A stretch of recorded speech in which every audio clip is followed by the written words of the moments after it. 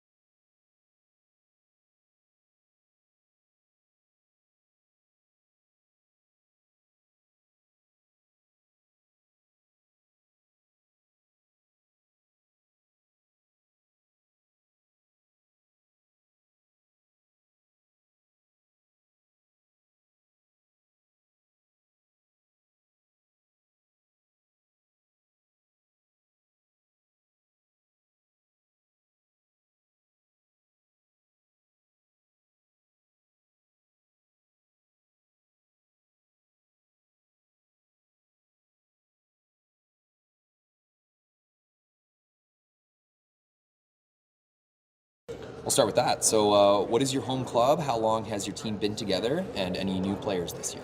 Our home club is actually the Grande Prairie Curling Centre. We do have one new player this year. Our second, Chris Kennedy, joined this year.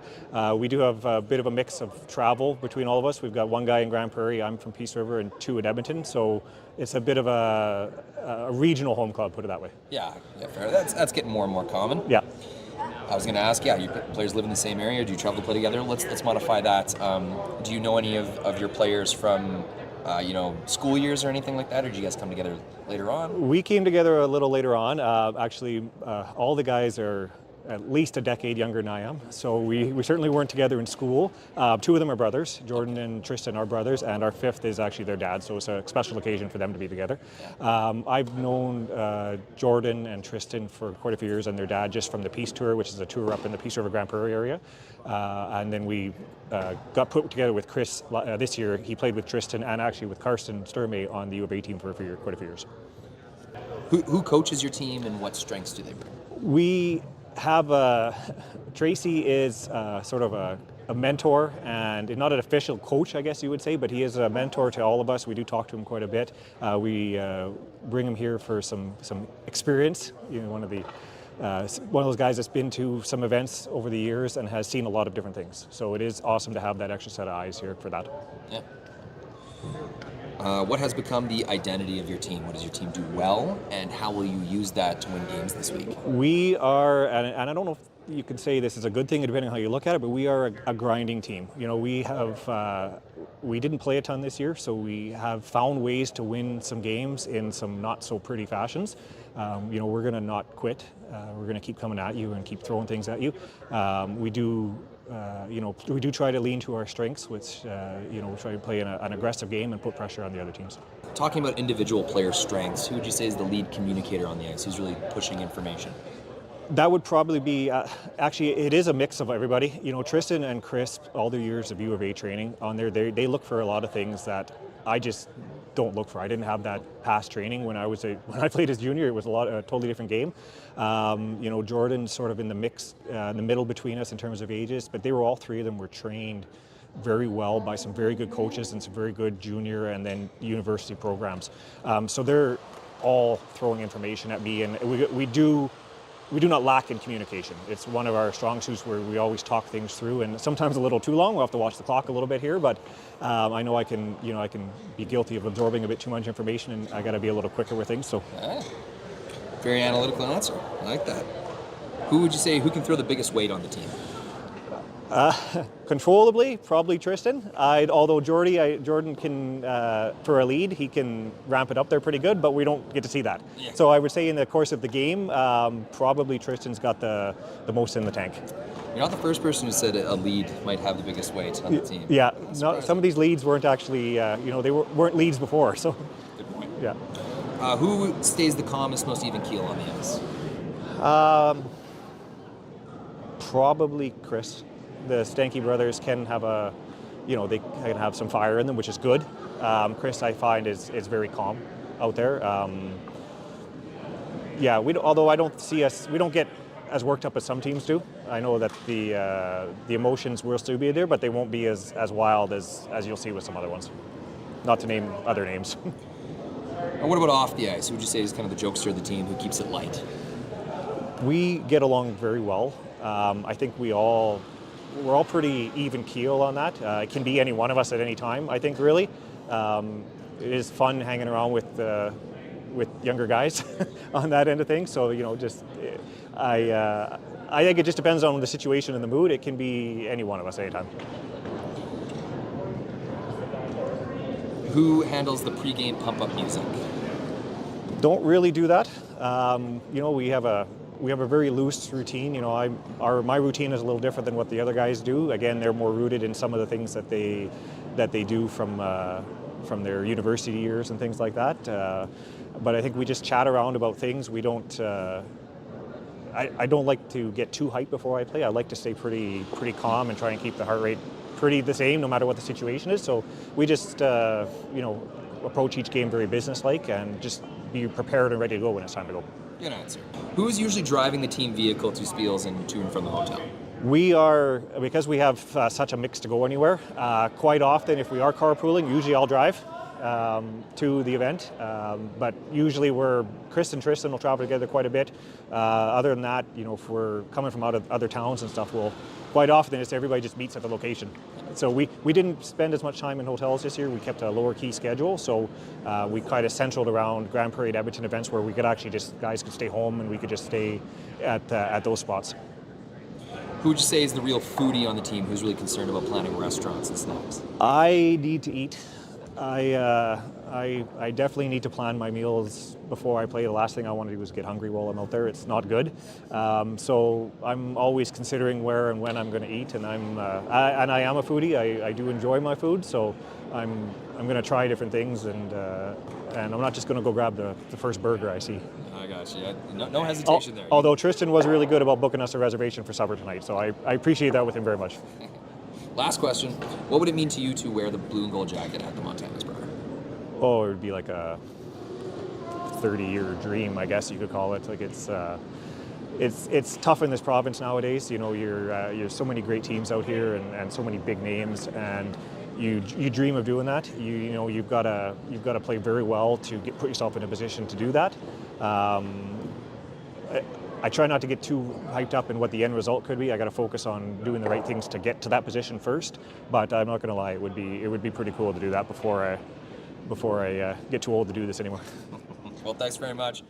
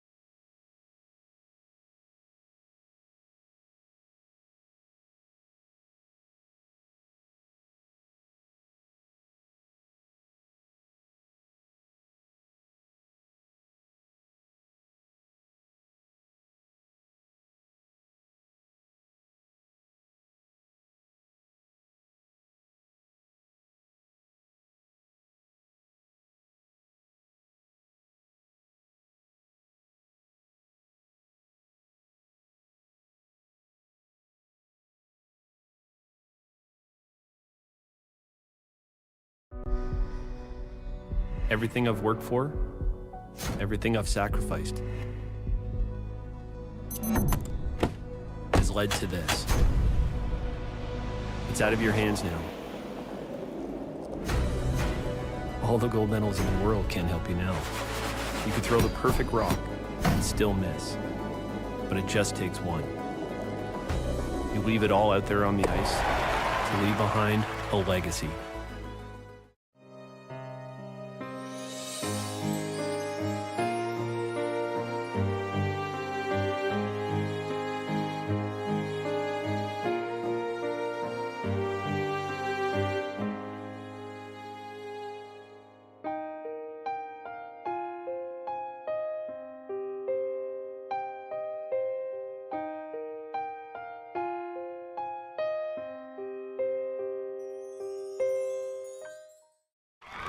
Need extra space?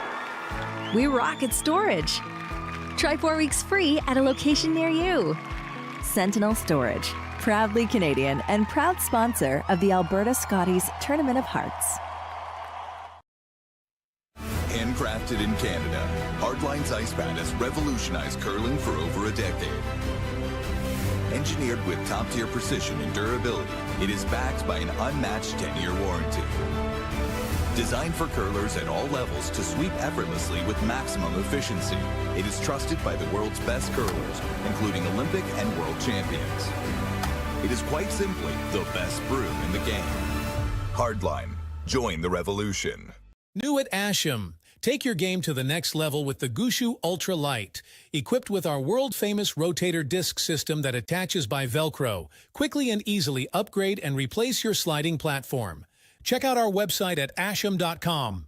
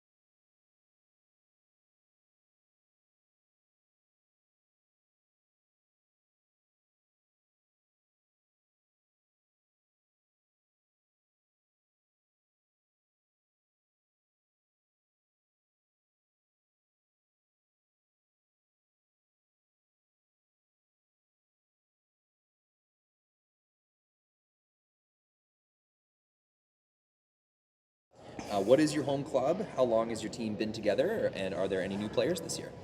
So our home club is the North Hill Curling Club in Calgary, Alberta.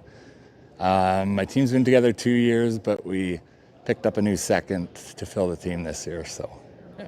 Do your players live in the same area, or do you travel to make teamwork? So yeah, we all live in Calgary. I think we all live within 20 minutes of each other, so it's nice. Yeah. Do you think that adds any strengths? Does it make it easier to practice or get together as a team when you live in the same city? Definitely, yeah. As far as practicing goes, huge advantage. I know some of these teams are split between Edmonton and Calgary, so it's definitely nice to have us all in the same city. I bet. Who coaches your team, and what strengths do they bring? So my mom actually coaches our team, Sandra Jenkins, and she was on Shannon Clybrink's team. They won a bronze medal in the Olympics 2006 in Torino, and she's also been to 3 Scotties, so much better curler than me. My mom would have played her as well. Oh, really? Yeah, Joan was on the Schmiller team. Oh, so yeah. They would have played a ton. Yeah, cool. What has become the identity of this team? What does your team do well, and how will you use that to win games this week? So our identity has really been, we've built a family with this team. We're all good buddies. We all go out there and fight and go to battle on behalf of each other. We hate when someone has a rough game. I think it affects us more than them because we're all very close friends. So, yeah. That's a good answer. Okay, so these questions, not as serious. You answer them however you want. It's just for people who maybe have not seen your team before, just to know a little bit more about you. So, individual player strengths, who would you say is the lead communicator on the ice, who's really pushing info? Lead communicator, I'd say it's split between me and Ben. As you'll notice in this tournament, we're both very loud and we're both very vocal, and there's constant communication between us and the team, but mainly me and Ben, my third. Who can throw the biggest weight on the team? The biggest weight. So I could probably throw the biggest weight, but not as accurate, as Ben throws pretty hard and accurate. So I'd give that one to Ben. Who would you say stays the calmest, most even keel on the ice? Calmest guy on our team is definitely Kyle, our second. I think me, Ben, and Mike can get pretty amped up and not nervous, but Kyle definitely calms us down, especially in between games with his immature jokes and funny sense of humor. What about, okay, you beat me to the next question. What about off the ice? Who would you say is the jokester of the team, who keeps it light? So Kyle and Ben are the jokesters. They're often seen singing Kelly Clarkson songs before games, saying inappropriate jokes on and off the ice, which they'll have to be a little worried about with these us being mic'd up this weekend. Yeah. Who handles the pregame pump-up music, or is your team more of a pregame chat kind of team? Pre-game pump-up, no, we don't. I mean, we listen to pump-up music in the car rides on the way to the rink, but we like to just keep it cool and calm before our games and throw in a joke here or there. Who's usually driving the team vehicle to Spiels or to and from the hotel? The driving's pretty much split between the team. Lots of us carpool with our wives or girlfriends, so there hasn't been anywhere we've traveled with all four of us in one vehicle. One, we're pretty big guys. I don't know if there'd be enough room, and two, we kind of stink, so not sure how that would work out. Who's the real foodie on the team? Who's really concerned about planning the next restaurant or snacks? So that'd definitely be our lead, Mike McIntyre. I think he was more stressed about what we were going to eat this week than the actual curling. He meal prepped 3 massive lasagnas. I think it probably feed 30 to 40 people. And he got mad at Ben and Kyle because they stopped for donaires in Rocky Mountain House today. So definitely very concerned about nutrition and meals. Last question. What would it mean to you to wear the blue and gold jacket at the Montana's Briar? It'd mean everything since I was a little kid. It's been my dream to go to the Briar. I think same goes for everyone on my team. So yeah. Well, thanks very much. Good luck. Thanks, man. Yeah, and have a great tournament. I'll give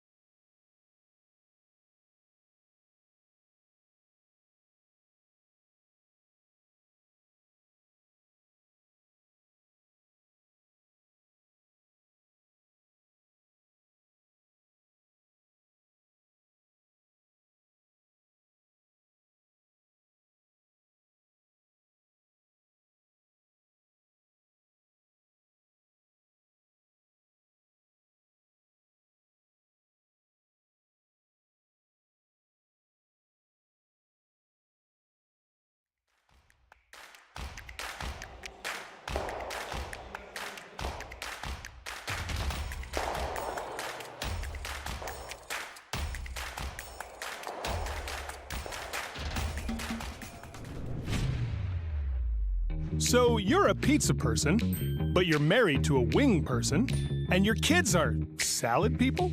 You can't pick your fam, but with over 50 menu items to choose from, you can make them all happy. Order today and enjoy Boston Pizza at home. Everything I've worked for, everything I've sacrificed, has led to this. It's out of your hands now. All the gold medals in the world can't help you now. You could throw the perfect rock and still miss, but it just takes one. You leave it all out there on the ice to leave behind a legacy. New at Asham.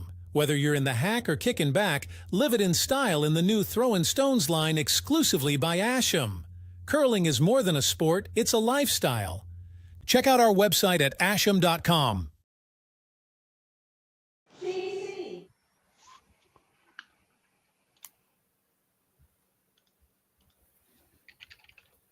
Good morning, ladies and gentlemen, and welcome to the 2024 Alberta Boston Pizza Cup Men's Curling Championship. We are coming to you live from Hinton, Alberta in the Bill Thomson Arena on this crisp Friday morning. We are going to be featuring a game this morning between Team Jenkins and Team Webb, a battle of the North versus the South. We have Team Jenkins coming out of Calgary in the North Hill Curling Club, and Team Webb featured out of the North, having qualified from the Grande Prairie qualifier along with Dylan Vavrick. My name is Gord Coppathorne. I will be doing a lot of the color work for you, and I'm being joined by Kai McCauley, who will be doing the play-by-play. How about you say hi to them this morning, Kai? Good morning. So this is draw number 6 on our way to picking ourselves an Alberta men's curling champion. For those of you who may or may not know, both of these teams have had representations in this event, so we should be in line for a thrilling and exciting match. So this is Team Webb, featured currently on the screen. They are Tracy Stenke, Jordan Stenke, Chris Kennedy, and then Scott Webb playing out of, again, the North.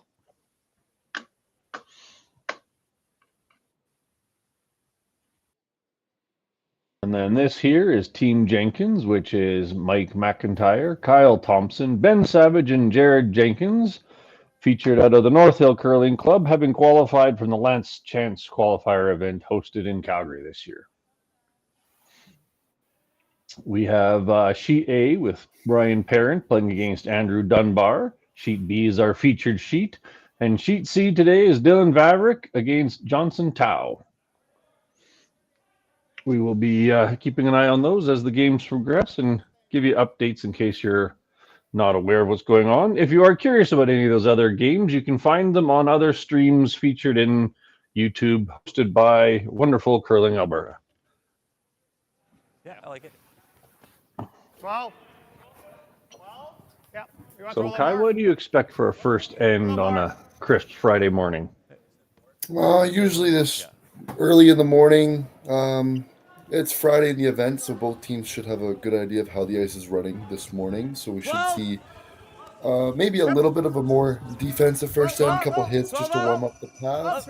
But we could see the teams try and play a little bit aggressive here. We see that first guard thrown up by Team Webb, so they might try to be playing a bit more of a draw game this morning and pushing the envelope a little bit early. But early on in the game, we could see bail early and a couple blanked ends. Same way or touch more? Touch more if anything. 2 feet. Line is fine though. So it looks like Jenkins starts the game with hammer, having been selected by a draw to the button during practice. Vavrick again has the typical attack to center. Top 8. No ad. Top 8. Whoa. Team Jenkins here trying to wrap one around that center guard and top 12. Place it top 4, top 8. Ben. Top 8. Yeah, you got to curl it, Ben. Fighting the 4. Fighting the 4. Hard, Benny. Hard, Benny. Nice, Ben. Knife. Oh. Knife. Yeah. Knife. Can't hurt it. Good. Nice throw there, keeping it above center and fully buried behind that really good guard. Good finish there by Ben. So you see them saying knife. What does that mean, Kai? That would be indicating which angle of the broom head they'd like to see Ben sweep with. Just that sharper angle allows the rock to get a little bit more curl and not so much more distance. So you see lots of rocks tend to curl a little bit more and die a little bit. So just a different style of sweeping. Okay, go then. An adaptation of directional sweeping is what you might say. Hard. Hard. Team Webb here trying to lock one on top of that red. Hard, you gotta cut. Keep going. Keep going. Keep going. Right here. It's looking pretty good. Okay. Just under curled a little bit there, but it's still a really good spot. Fight top 4. Pretty aggressive first end. Lots of rocks being called to draws to the 4-foot and all that, so it should be pretty interesting. I was thinking the same thing. It was unique that Jenkins decided to go under the center guard so early, and now they're just putting all the rocks in the 4-foot. Top 12. Makes for more interesting ends. I will certainly enjoy it more than smash everything. Ben, you gotta go. Nice. Hard, Ben. Really gotta curl Top it. 8. Hard, Ben. Hard. Right over. Hard.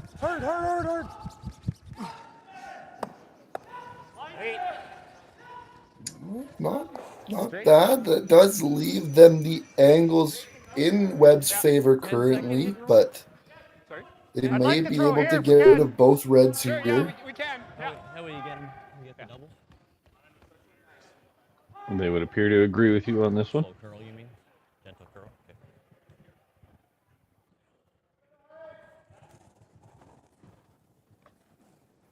Big 10. Yep. Close. Little big. Yep. Whoa. Tristan. So what does Big 10 mean to you, Kai? Big 10 would mean they're going for 10 seconds and they just are a little bit warm. So I would probably closer to about a 9.5 from the hog to And hog. what does, for those who don't use numbers, what might 10 mean? I can get under if you Well, want. 10 is usually a control I weight can get under. or a nice Yeah. easy. Yeah. You see a lot of teams refer to it as easier control, and that one probably came with more of a normal to strong control. But they were able to manage it nicely and execute the double and keep both yellows in play. Big hat. 12. Ben. Board. Ben. Closer board. Hard, Ben. Seeing both teams call a lot of curl on the sweep and not a lot of straight. So perhaps we'll see both skips start to tighten up the ice a little bit here. Great. Good. Yeah, they're not taking chances with the guards. They're happy to leave rocks sitting open, though it's working better for Webb than Jenkins thus far. We're gonna roll my way. Yeah.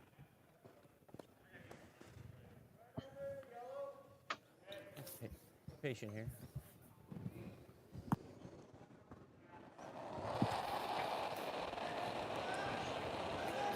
Big board. Well then. Hey, well then. Big board. Well then. Whoa. Whoa, Chris. Really gotta go. Once again, trying to get this rock to curl. Really gotta go. Hard. Interesting how one team is calling numbers, and the other one's calling boards, controls. Neither is wrong, but interesting to see them They have 2 in. operating differently. Yeah, Team Webb able to keep that shooter in the 12-foot, so the force is still in play. Jenkins is going to try a nice hit and roll to get on top of that back yellow one. Try and get something building again. Would you ever entertain drawing under the guard? First end, I think it's a hair early to commit to the draw game. 10. If you let them sit 3 here, you could be in a world of hurt. Whoa. Yep. Whoa. Yes. Yes. Whoa. Mike. Whoa. Mike. Whoa.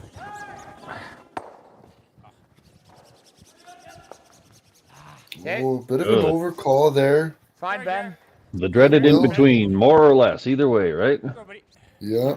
It will stick around though, so force Webb to either hit the back one, giving them a draw opportunity, or You like the intern? Team Webb here electing to go a little bit more aggressive here and try and bury one under and force the pressure back onto Jenkins.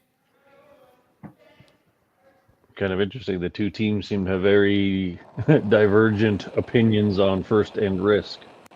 Yep. Yeah, both teams electing to take a little bit more risk on than we usually see in a first end. Top 8, top 4. Okay, well, Room. Okay, my rock. room. Top 4. A lot of room, Wait's Chris. all there. A lot of room, Chris. Hard, Chris. Yep, hard, Chris. Hard, Chris. Gotta lose it, Chris. Hard. Hard, hard, hard, hard, hard. Hard, Chris. A little more. Whoa, whoa, whoa. Okay. And that'll do the trick.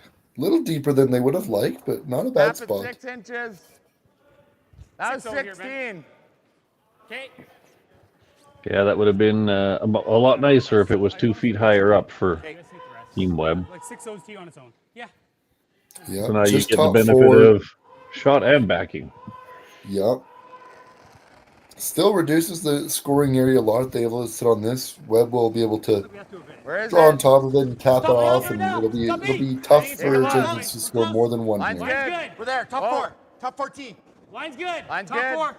Line's Mike, good. Mike, Mike. Mike, Mike. hard! Hard! Hard, Mike. Hard, Mike! Bit of a late goal there on the sweep. Will they be able to hold it? Job, Eddie. And they will. Gotta stay close. That was a good sweep there by Mike. Yeah, freeze that. I think just throw. Rolled out yeah. just a little bit, but I think it's covered enough that you can't quite go for it. Once again, Webb's definitely electing to be aggressive in this. Looks like they're more than happy to be plus or minus 1 or 2. Yep. It's a good. Granted, lots of yellow makes reds all disappear just by being Yeah, closer. if they're able to put this top 4, even a full 8 biting the top 4, it's a That's a more weight to really move good that, so- spot to Okay, force we'll sweep the Jenkins top button here. until we have the right line. Even just a corner buried, then the double is not an option. So, not I an agree. overly complex draw.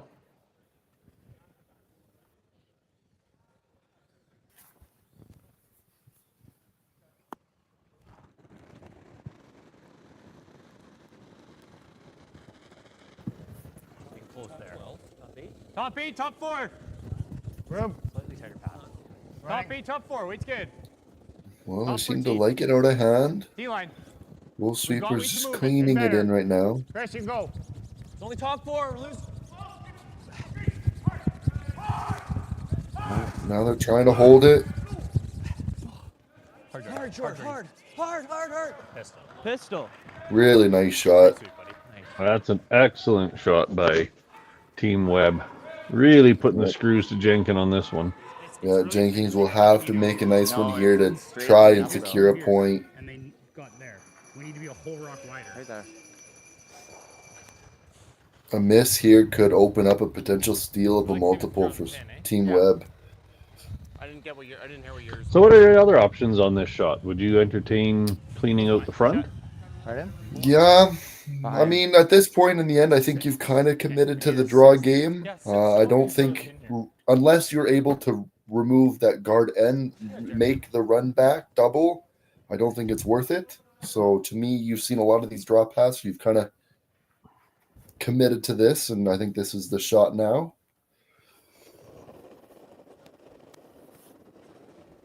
Can't hear it. Gotta go. Yeah, gotta go.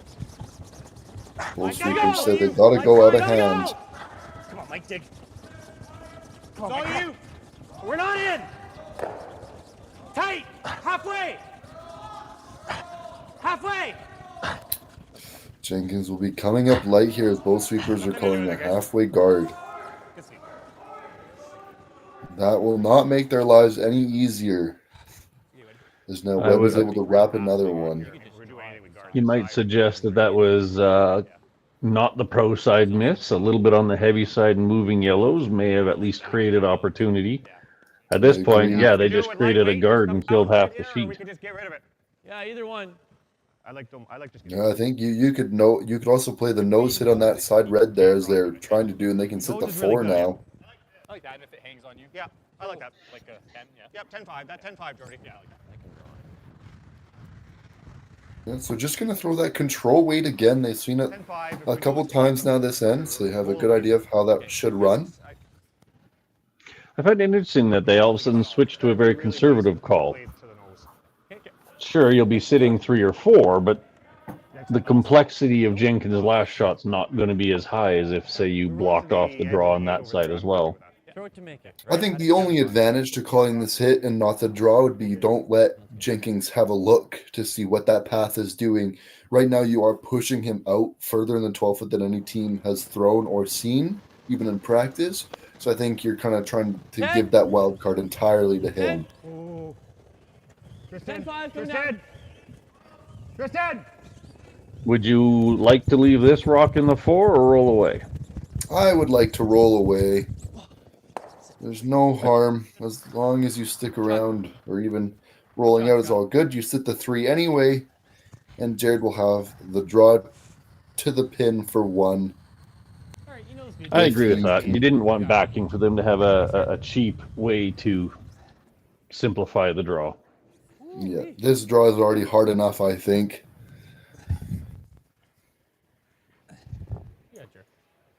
Be interesting to see if he'll know the weight out here. No rock has gone this far out. He'll have to trust the info his sweepers have given him. Big right now. Back 8, back 12. Possible overcorrection. Weight's getting better. Back 4. Close. Yep. Oh, back 8. Back 8. Wait on me. Back 8. Back 8. Nice. This rock will have to curl in. Go. Hard bend, you got it. And it'll just roll off, and that'll be a steal of 2 for Webb in the first end of this game. 3 feet heavy, eh? Team Jenkins not going to be too happy with that, but this tends to be sometimes the outcome when you really commit to that draw game in the first end, and one team just comes out a little bit sharper and executes just a little bit more. Well, and it comes back to Webb's first skip rock, I think it was, where he willingly went into the 4-foot to push the play instead of just hitting a rock in the back and making it easier on Jenkins. So very well executed by Webb. I think so. Regardless, corner. So you're a pizza person, but you're married to a wing person, and your kids are salad people? You can't pick your fam, but with over 50 menu items to choose from, you can make them all happy. Order today and enjoy Boston Pizza at home. Need extra space? We rock at storage. Try 4 weeks free at a location near you. Sentinel Storage, proudly Canadian and proud sponsor of the Alberta Scotties Tournament of Hearts.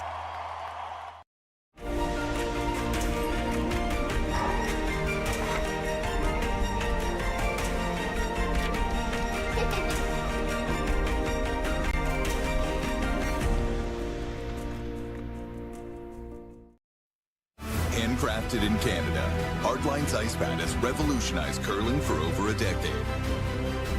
Engineered with top-tier precision and durability, it is backed by an unmatched 10-year warranty. Designed for curlers at all levels to sweep effortlessly with maximum efficiency, it is trusted by the world's best curlers, including Olympic and world champions. It is quite simply the best broom in the game. Hardline. Join the revolution. New at Asham. Take your game to the next level with the Gushu Ultra Light. Equipped with our world-famous rotator disc system that attaches by Velcro, quickly and easily upgrade and replace your sliding platform. Check out our website at asham.com.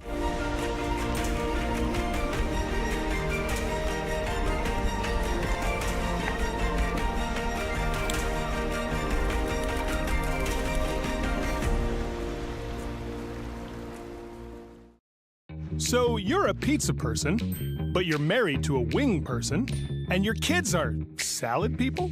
You can't pick your fam, but with over 50 menu items to choose from, you can make them all happy. Order today and enjoy Boston Pizza at home. Yeah, it's all there.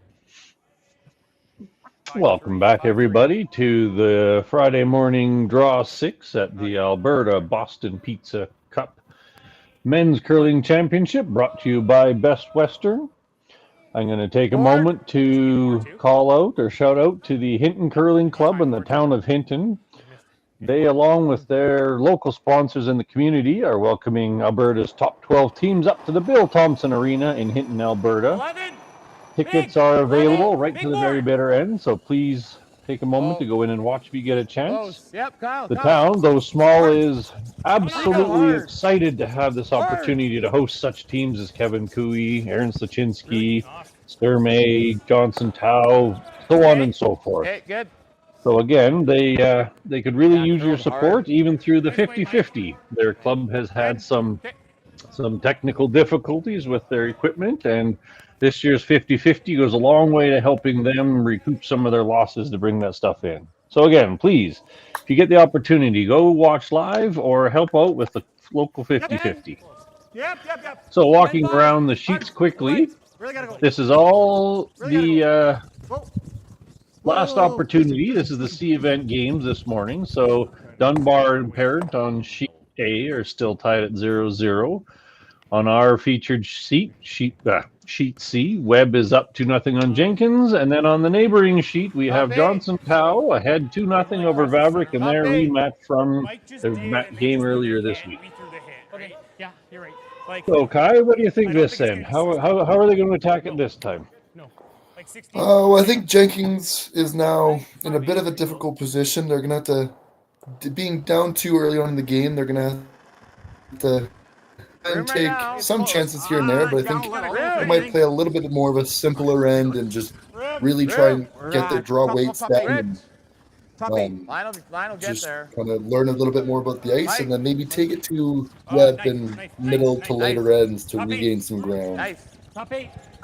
We can see immediately the play is going over to the wing this end, which is definitely a benefit to Jenkins with Hammer. I think, okay. That's my bad, Kyle. 6-2, Ben. Yeah, I didn't think it would run that well. That's fast. You got it, Chris. What does Yeah, 6-2 both mean, sweepers. eh? 6-2, you see a lot of teams now are calling 6-2 as a 16-2. A lot of teams have just dropped the 1 and said 6-2 is a little bit clearer and a little bit more easier to yell across the sheet than 16-2. So a lot of teams are just simplifying it a little bit. So both Jared and the sweepers there are just a little perplexed of why 16-2 was a little deeper than they thought it would run. So you can just see a little bit of uncertainty there on what the pass are doing and what the times are. But both teams should have are pretty close. 11-5, eh? Yeah. 12. I threw what, 12 in the first on my hack later? Yeah. Nice. Nice hit there by Team Webb. Would have liked to get that double, but Clean, yep. Close to 11. giving Jenkins an opportunity to hit and roll away and sit 2. Split the house and maybe bring a deuce back into play. Roll under, Jeff. Mike. Mike. Hard. Okay. Would have liked to roll one way or the other, but just didn't quite curl up or over curled. They were caught in between once again. Still board. It's still a really tricky double here if they do try and take it on, but I don't think they will. I think they'll just play the hit, try and sit right there if they can. A little less. Yeah, Webb's a little bit over a barrel. The perfect hit and roll still under T-line, which makes great backing for a subsequent draw. But sitting there facing 2 Red Rocks, you got to move something. Okay. Clean. Whoa. Clean. Close, Jordan. Jordan, get close. Hard. Whoa, Jordan. Go. Hard. Once again, trying to generate some curl with that knifing there. No. And a nice shot there, right on the nose. Although this will give Jenkins another opportunity to hit and roll. They'll probably have to go under the guard this time as they try and roll away. It might clip their red. Things have worked into their favor, though, because now they're above T-line, so you have the opportunity to basically sit 2 under a guard and above T, which would greatly shift the pressure back on Webb. Hack. Whoa. Close. Clean. Whoa. Clean. Whoa. Clean. Yep. Hard. Hard, Kyle. Clean. Gotta hold it here for the line. Mike. Hard. Throw, Ben. Oh, and it just didn't quite curl up the way they thought it would with that little bit less weight than they thought. Yeah, like a half a So rock, the double half. will be in play now. Yeah, there's much just do you think you can throw? a little bit of a What's that? misread How in much can you the see? line calls right now. We're seeing a lot of guards being big missed by 3, 3/4. 4 inches, Do you think you and can that's there? enough to make a difference. I was seeing just peel. Let's make the double. Let's peel and make the double. Okay. Yeah, so Team Webb, there, good discussion about what way to throw. If you pick a peel, it's easier to make the double, but you definitely lose your shooter. Or you could maybe play a little bit of a softer weight, maybe get the double and keep your shooter around. But they decided that getting rid of both reds, regardless of what happens to the shooter, is most important here. Oh, Jordy. Jordy. Hard. Hard, George. Hard. Hard, George. Hard, George. That shot really, to me, speaks give- to the core of a team. Because if you don't make the double, you've got a free draw to sit 2 under cover. Whereas if they'd have stuck with the keep your shooter in play, then you were still making Jenkins chase a bit. So to me, that means they trust in their ability to make the double. Not sure I'm a fan of the end choice. Well, Team Jenkins will appreciate that stuff, and as it gives them one more opportunity to put the pressure back onto Webb and sit 2. Switch. Okay. Gotta go. Come on, boys, go. Oh, Got to carry this one a long way still. Both of you. We're there. Whoa, whoa, whoa, whoa. Oh, they might have overswept it. Good. Oh, and it'll stop just above the tee line. 6-3. 6-3. I'll see what I got from down there, but that's the initial thought, Jordy. Let me see what I got from down there. Would you go after the guard, or would you play the draw here? Scott Webb has been throwing his draws extremely well, and they have a really good understanding of what the paths are doing, and they've seen a lot of rocks on this path, so I'm indifferent. I think I would play the draw. It's kind of their style and how they've been putting the pressure on Jenkins a lot, so stick with it while it's working, I think. Yeah, to your point, Webb has already shown his preference for drawing, so I can appreciate his willingness to stick to it. Okay, let's do it. My first. They're just top tee, top 4 depth? Top 4 depth. Okay, so we'll play biting 4 depth. Really nice here. What do you think of that ice? See a sliver left. Yeah. Pretty interesting fact about this Team Webb team as we go back in their game records this season. When they start a game without Hammer, they are only 3-8. So they're looking to improve those stats a bit for them as they started this game without Hammer, and already it looks off to a better start than some other games they started without Hammer this season. I'm also seeing that their points for and points against are fairly large numbers in the 7-8 category. So Back 12. if you're scoring 8 points a game and giving up 7 points a game, it very much speaks to what we've been talking about, which is their willingness to gamble and lean on the draw. Yeah, and we see there a gamble for them did not pay off. Scott Webb, a shocking draw that went through the rings and really opening the doors here for Jenkins to bury a third one under that corner guard. I think they're just going to split the house, but that's, to your point, sitting 3 with little Webb can do about it. Okay. You don't like throwing on top of that one, eh? Pardon? You don't like throwing the same shot that I just threw? He's going to be throwing this freeze again. Back four's gold, Benny. I like split house. Not for back 4. Okay. He's not freezing. I don't know if I think my preference would be to go under that guard. I don't know what you guard, but I think Scott Webb is, like their sweeper said, they're playing this freeze anyway, and they've seen that path, so I don't know what splitting the rings really does for you here. As long as you would be second with a perfect freeze, this is a great call. Then you get a free draw for 3. Going under the guard is good as long as you don't leave a double or a triple in response. So this gives you a larger target because you just got to be full 8-foot, somewhere past center line, really. He's good on this line, guys. And let's keep in mind that he missed both of his draws in the first end, so it's a more comfortable shot when you have half a house to aim at. Wasn't as fast there as I thought. 7-2. Yeah. Jerry, Yeah, so see there, Jared just didn't think it was as quick as he thought it was, and he'll end up full 12, but This is fascinating. They have two choices here. Try that freeze again and take everything, or at least 2 out of the 3 shots out of play, and force Jenkins to just draw for 2. But they're actually electing the steep double by the looks of it.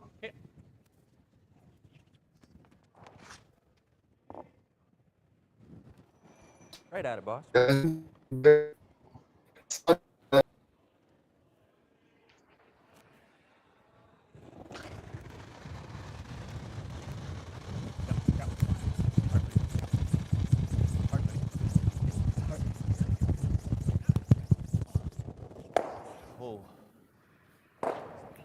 And the steep double did not.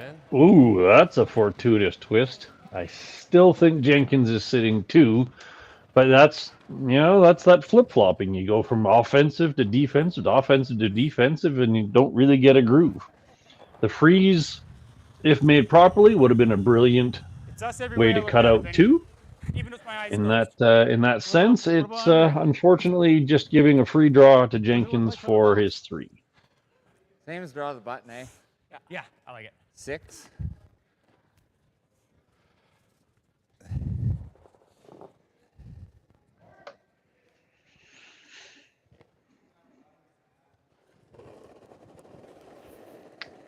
So they've been asking for 6, which is a 16, which to the average curler is still very fast, but at least it's consistent to their game.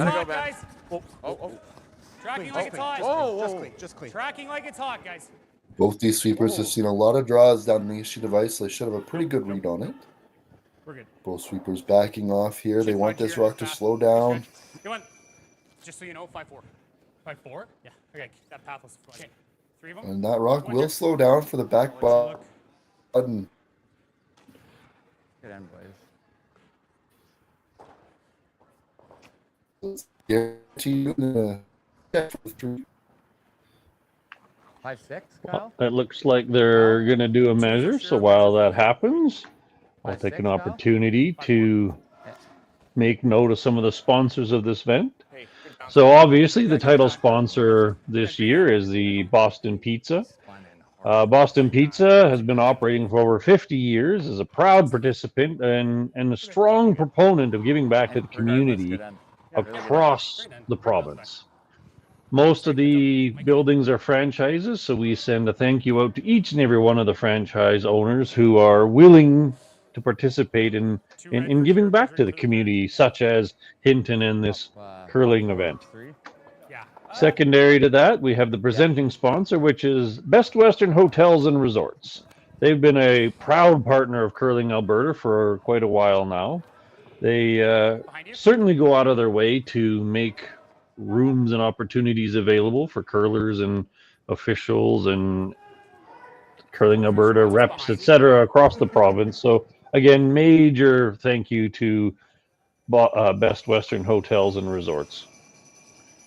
Going down the list, we have some other Curling Alberta sponsors, and again, without these, Curling Alberta would be very hard pressed to accomplish the things they do. So there's Sentinel Storage. They've been part of Alberta since 1998, and they're a trusted leader in the self-storage industry. Original 16, the official beer of Curling Alberta. They are one of the most successful regional brewers in Alberta, and again, major thank you. Almost spun in. It did. It really spun big. And we will see that measurement come to a finish, and it was indeed red. So that'll be a score of 3 for Jenkins. What a comeback from the first end. So they will take the lead up 1 going into the third end. Curling Alberta's 50-50 supports grassroots curling with a jackpot of at least $100,000. I know! Brace yourself. Join us aged 18 plus in nurturing these future curling stars. Support grassroots curling with Curling Alberta.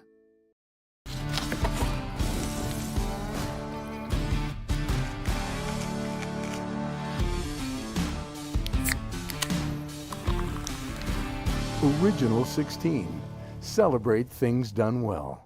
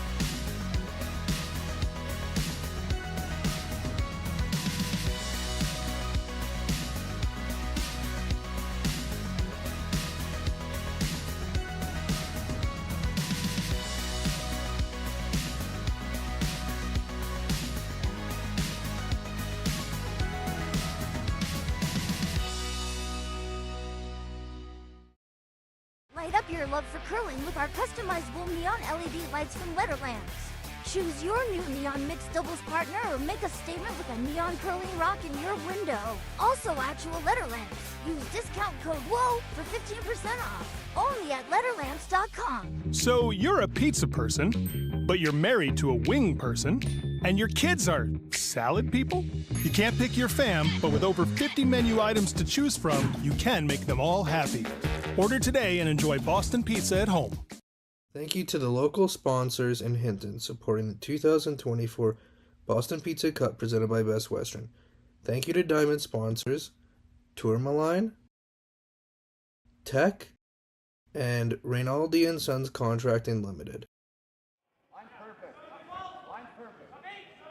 Welcome back, everybody, to the 2024 Alberta Boston Pizza Cup Men's Curling Championship. Pistol Mike. The end is just starting to warm up, so while that's happening, I'm going to take a moment to again encourage people to participate in Curling Alberta's 50-50 draw. This morning is the start of today, so there's not much in the pot yet, but over the last 3 days, we've had winners of $2,700, $6,200, and yesterday the max jackpot was $10,500. So please participate in the 50-50. It will go a long way to help Hinton recover from their curling plant issues. Again, walking around the other sheets, keeping you up to date. So we have Dunbar and Parent playing over on sheet A. After 2 ends, the score is 0-0. They're in a defensive juggernaut battle. On sheet C, we have the rematch of Vavrick and Tau. It is currently 2-1 for Tau with hammer, so that's an advantage to them. Then again, on our sheet here, with the featured sheet, the score is currently 3-2 Jenkins over Webb. Webb has hammer. So, Kai, after 2 ends, if you were either of these teams, would you shift your game plan or just stick with what you got going? I think if you're Team Jenkins, you have just taken all momentum back in your favor, and you have a bit more of an understanding of what the draw paths are doing. They made that really nice freeze on their second lead stone, and they have a really good idea of what Case is doing. So for them, I think you stick with the draw game, apply some more pressure this end on Team Webb. If you're Team Webb, you may have just lost a bit of momentum, so you may want an end or two of simplifying it just to regain your steps and just hang out a little bit and let the end in the game progress a little bit. But both teams are really applying the pressure here. We'll see Webb. There's about this much space. We didn't see the first couple rocks of this end, but I do find it fascinating that Webb ended up with a tight center guard. I have to imagine that was a bit of a miss on their early shots. Okay. There's quite a bit of space, Jordy. Yeah, I don't think it'll affect them here. Whoa, Kristen.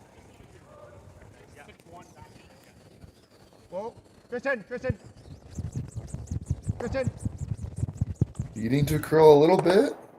Shot, Chris. Hard shot. A nice shot there by Chris Kennedy. That looked like a better throw. Yes, that was better than the last two. Yeah. Just kind of kept it there. Yeah, the other ones were. They clicked the one you just threw. We're gonna take guard. Yeah. Okay. There's shot, but I don't mind the guard. Yeah. I think similar with no sweeping or just a clean top 12. So Jenkins electing to stick with the slightly aggressive pattern here, not giving him a bailout. Line's good. Halfway. Line's good. Oh, let it work a bit, Mike. Halfway. Let it work. Ben. That's fine. Oh. Yeah, hard Ben. Hard Ben. You gotta go. Ben. Cross center, buddy. Hey, good. Cross center, buddy. Yep. Attaboy. Good sweep. A nice guard there by Team Jenkins. Sorry. Peel. I just figure you peel for now. So to your point, it looks like Webb is choosing to be a little bit more cautious with having hammer and having just given up a 3.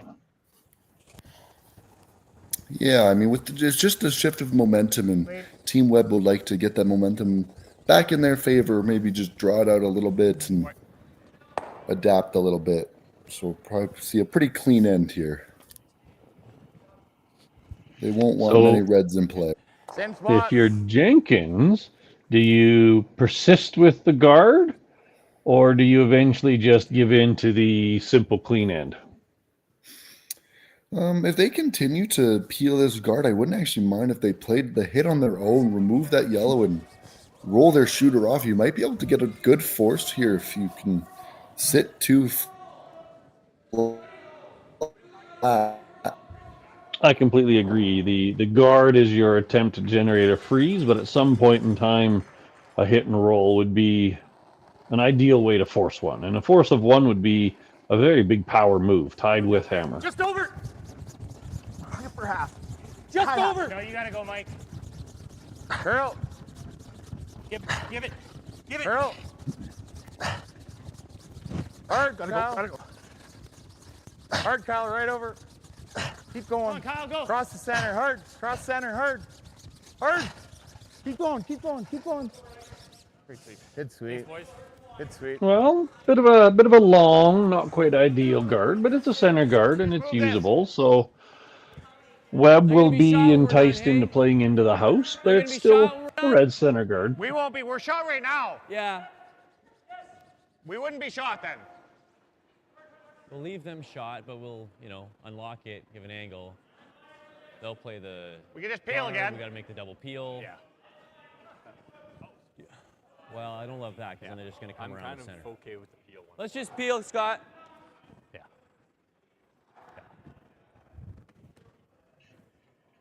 And in the end, they decided to play it safe and go with a peel. To their point, they would have to give up being shot rock for a moment. But I have to say the peel is hogline violation. That's even a bigger risk now. I don't think there's a chance. Looks like we're going to be walking into a technical timeout here. So for anyone who missed that, they were going to go peel the guard, sticking with a safe play, and apparently they got a hogline violation with that handle. Team Webb is quite emphatic that they were not past the hogline, so they've requested a technical to test that handle out, make sure it's behaving properly. Yeah, we've seen a couple of those blinking red lights. It was red light. It's in an earlier game between Tau and the first draw. We saw 3 rocks flash red for Team Tau, so could just be the rock handle batteries are a little low and not quite functioning properly, or it may indeed have been a hogline violation, so they'll get that all figured out. So if they decide that the rock handle is in fact the issue, then what would be the outcome here? Do they replay the rock? Is that how this would play out? That's a great question. I do believe that's the way the official ruling would stand, is if the rock is deemed a faulty handle, they would replay the throw. I do believe, and it is just coming to us now that it was indeed not a hog rock. On the YouTube replay, you see that rock was let go well before the hog line and no contact with it after the line. So it was indeed a faulty indication. I think they're going to check the rock.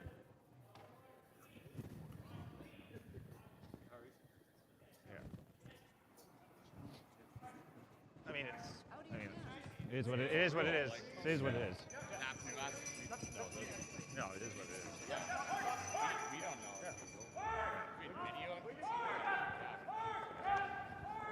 I can't see that hog line to time, let alone fucking I can't see anything anyway, so. But, I mean, yeah.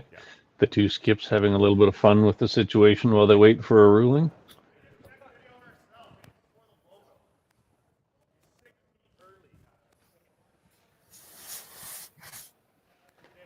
The moment where you wish the umpires were mic'd so you can hear this conversation.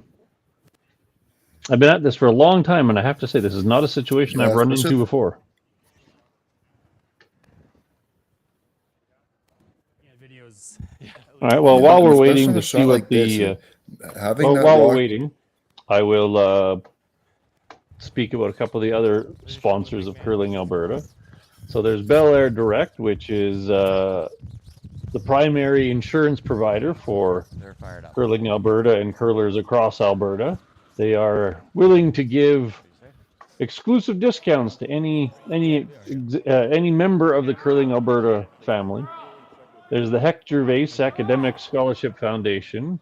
They've been awarding scholarships to curlers for many, many, many years, which is great support of curling and the curling members trying to get a secondary education at the same time. And finally, we have Sandbagger. This is the first year they've been a sponsor for Curling Alberta. They are a provider of hard seltzers in Alberta. Anybody who's had a chance to stop by their booth and try it, they are actually a fairly refreshing and enjoyable light drink. So welcome, Sandbagger, to Curling Alberta's list of sponsors as well. As we can see, they're still working through the situation. So again, we have the scores, the running scores on the screen. So Ryan Parent and Andrew Dunbar are locked in a defensive battle, 0-0 after 2 completed ends. Our feature sheet, again, 3-2, Jenkins taking 3 in the second to take a 3-2 lead over Webb. And then over on sheet C, we have Dylan Vavrick and Johnson Tao having their rematch from an earlier game this week that Kai had already alluded to once. And Johnson Tao is currently holding a 2-1 lead and has hammer over Dylan Vavrick.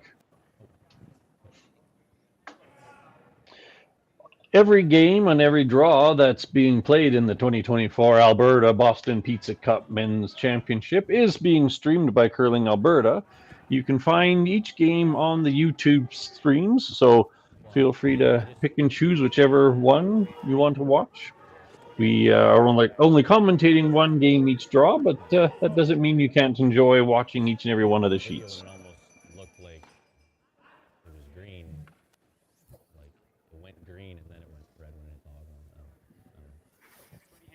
I don't know, maybe.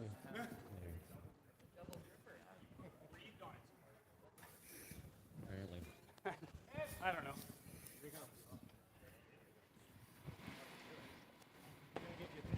We are still waiting on a decision to be made. For those of you who may or may not have missed it, they were trying to peel the long guard, and third for Team Webb was tagged with a hogline violation. They are using automatic rock handles, so the rock blinked red. They pulled the rock off, but they were quite emphatic that it was not a hogline violation, so they're getting the rock checked, and the officials are deciding what the proper ruling is based on whether or not the rock is or is not behaving properly. Your fingers are still on the rock. The hand is open, we see that, but we think that the fingers are still on the rock. Okay. Okay, move on. You're welcome. Oh, couldn't quite hear what Andy, the head official, had to say in that one. So Thinking hack just because ice has been sitting. Yeah. and it does look like Team Webb will just have to live with the fact that that rock was pulled off, and Team Jenkins is taking control of the house and calling their next shot. So, unfortunate technical error there by Team Webb to sit too buried behind a guard. yeah, this is a huge opportunity for Jenkins to force. Steal is a possibility, but force at the least. Gotta hold this rock. Oh, and they will get by. Great shot. Really nice shot there. Really Attaboy, good Ben. managed and sweep by that team. I've got a So now the I've got end a has thin probably half of the become a back lot one. simpler for Jenkins. No matter what's going on, they're just going to keep guarding that pair, Yeah, let's do it. short of them chasing into the house, which is probably a wise choice by Webb, because there was very little they were going to be able to do with that guard.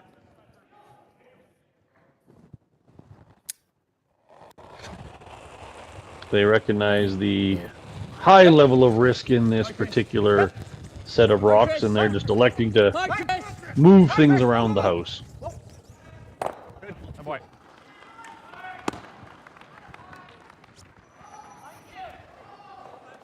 Nice shot. I think I 6-0 think it's here, safe to Jared. say that was Yeah. the best outcome they could hope for there. Five. Does still leave the Redemption. 4 foot. Again, the guard's fairly long, so at least the pressure's a little less now. Top 4. Yeah, speed should be fine. Went a little less than my draw to the button last end. 4 feet less than that. A touch. No, not 4 feet. 2 feet less. I've been sitting for a little bit.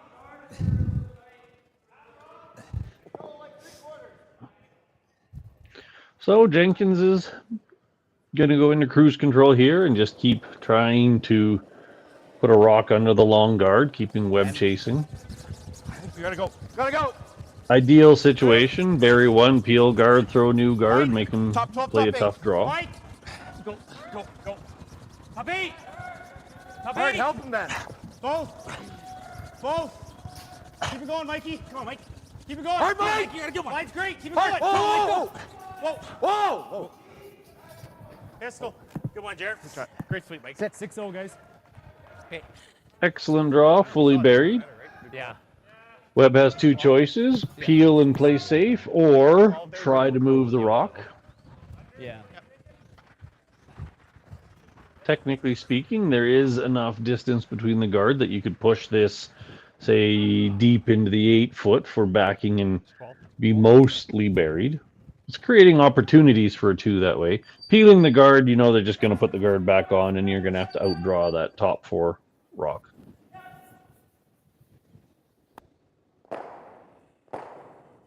Webb has persistently shown a desire to be aggressive, so this is true to their colors. 11-5. 12 up.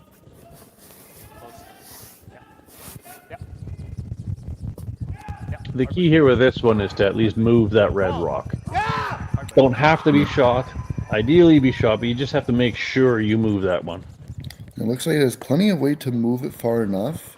It'll even kill it completely and remove it from play.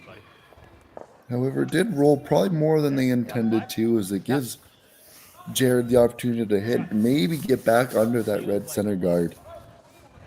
I was under the impression they were just trying to move the red back, be shot, and stay under the guard, but it's possible that their choice was to truly get it out of play, which is safe. Yeah.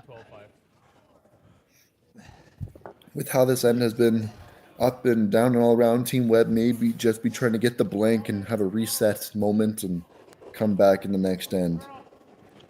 Not a bad decision after that crazy rock on the 3rd stinky through. Weight's good. Bang. Weight's good. 11-5. Once again, trying to generate curl with that knifing technique. And they will get nose. That's bored, eh? So just a little too much ice given there and just didn't quite curl up as much as they would like.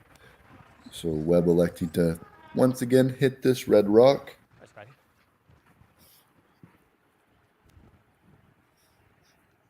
Hit and roll out, obviously the objective here.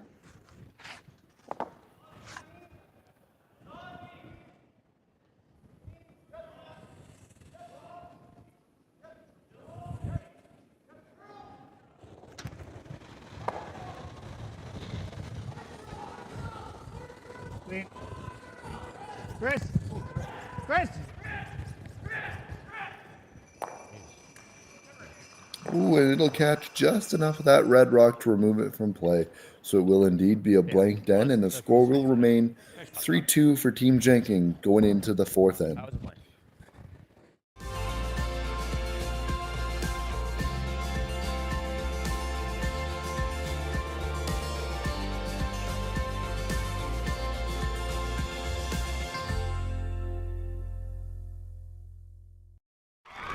Need extra space? We rock at storage. Try 4 weeks free at a location near you. Sentinel Storage, proudly Canadian and proud sponsor of the Alberta Scotties Tournament of Hearts.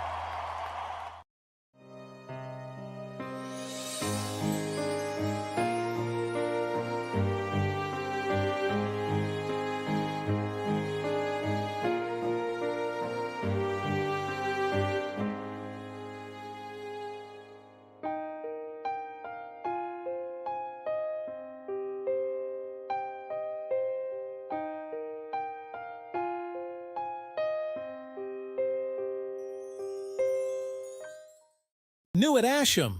Whether you're in the hack or kicking back, live it in style in the new Throwin' Stones line exclusively by Asham. Curling is more than a sport, it's a lifestyle. Check out our website at asham.com. Curling Alberta's 50-50 supports grassroots curling with a jackpot of at least $100,000. I know! Brace yourself. Join us aged 18 plus in nurturing these future curling stars. Support grassroots curling with Curling Alberta.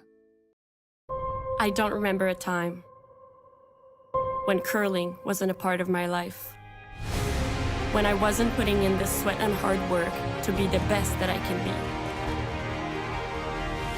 Clocking in the time, the effort to practice day in, day out. Curling is more than just a game. It's a family, a community. And when it's time to play, I know I'll be ready. Hardline, supporting hundreds of our next generation athletes. Thank you to the local Platinum and Gold sponsors, Sniper, 24/7 Compression, Quadra, Octane Controls Limited, Ascend, Wild Hate Oilfield Services Limited, Stitch and Print, and Sound Scaffolding. All right, welcome back, everybody, to today's Draw 6 at the Alberta Boston Pizza Cup Men's Curling Championship. We are again featuring the match between Jared Jenkins and Scott Webb, Northern Alberta versus Southern Alberta. The score remains at 3-2 after a blank, crazy blank in the third, to be quite frank. An opportunity for us all to learn a little bit. Quickly jumping other sheets, we have finally got a score on sheet A. Dunbar taking one in the third end to go up 1-0 on Ryan Parent. Sheet C, Dylan Vavrick with a huge steal of 2 to take a 3-2 lead over Johnson Tao from the Edmonton area. Then again on our sheet, we have a blanked end to stick with 3-2. I'll take a quick moment to introduce the leads of this match.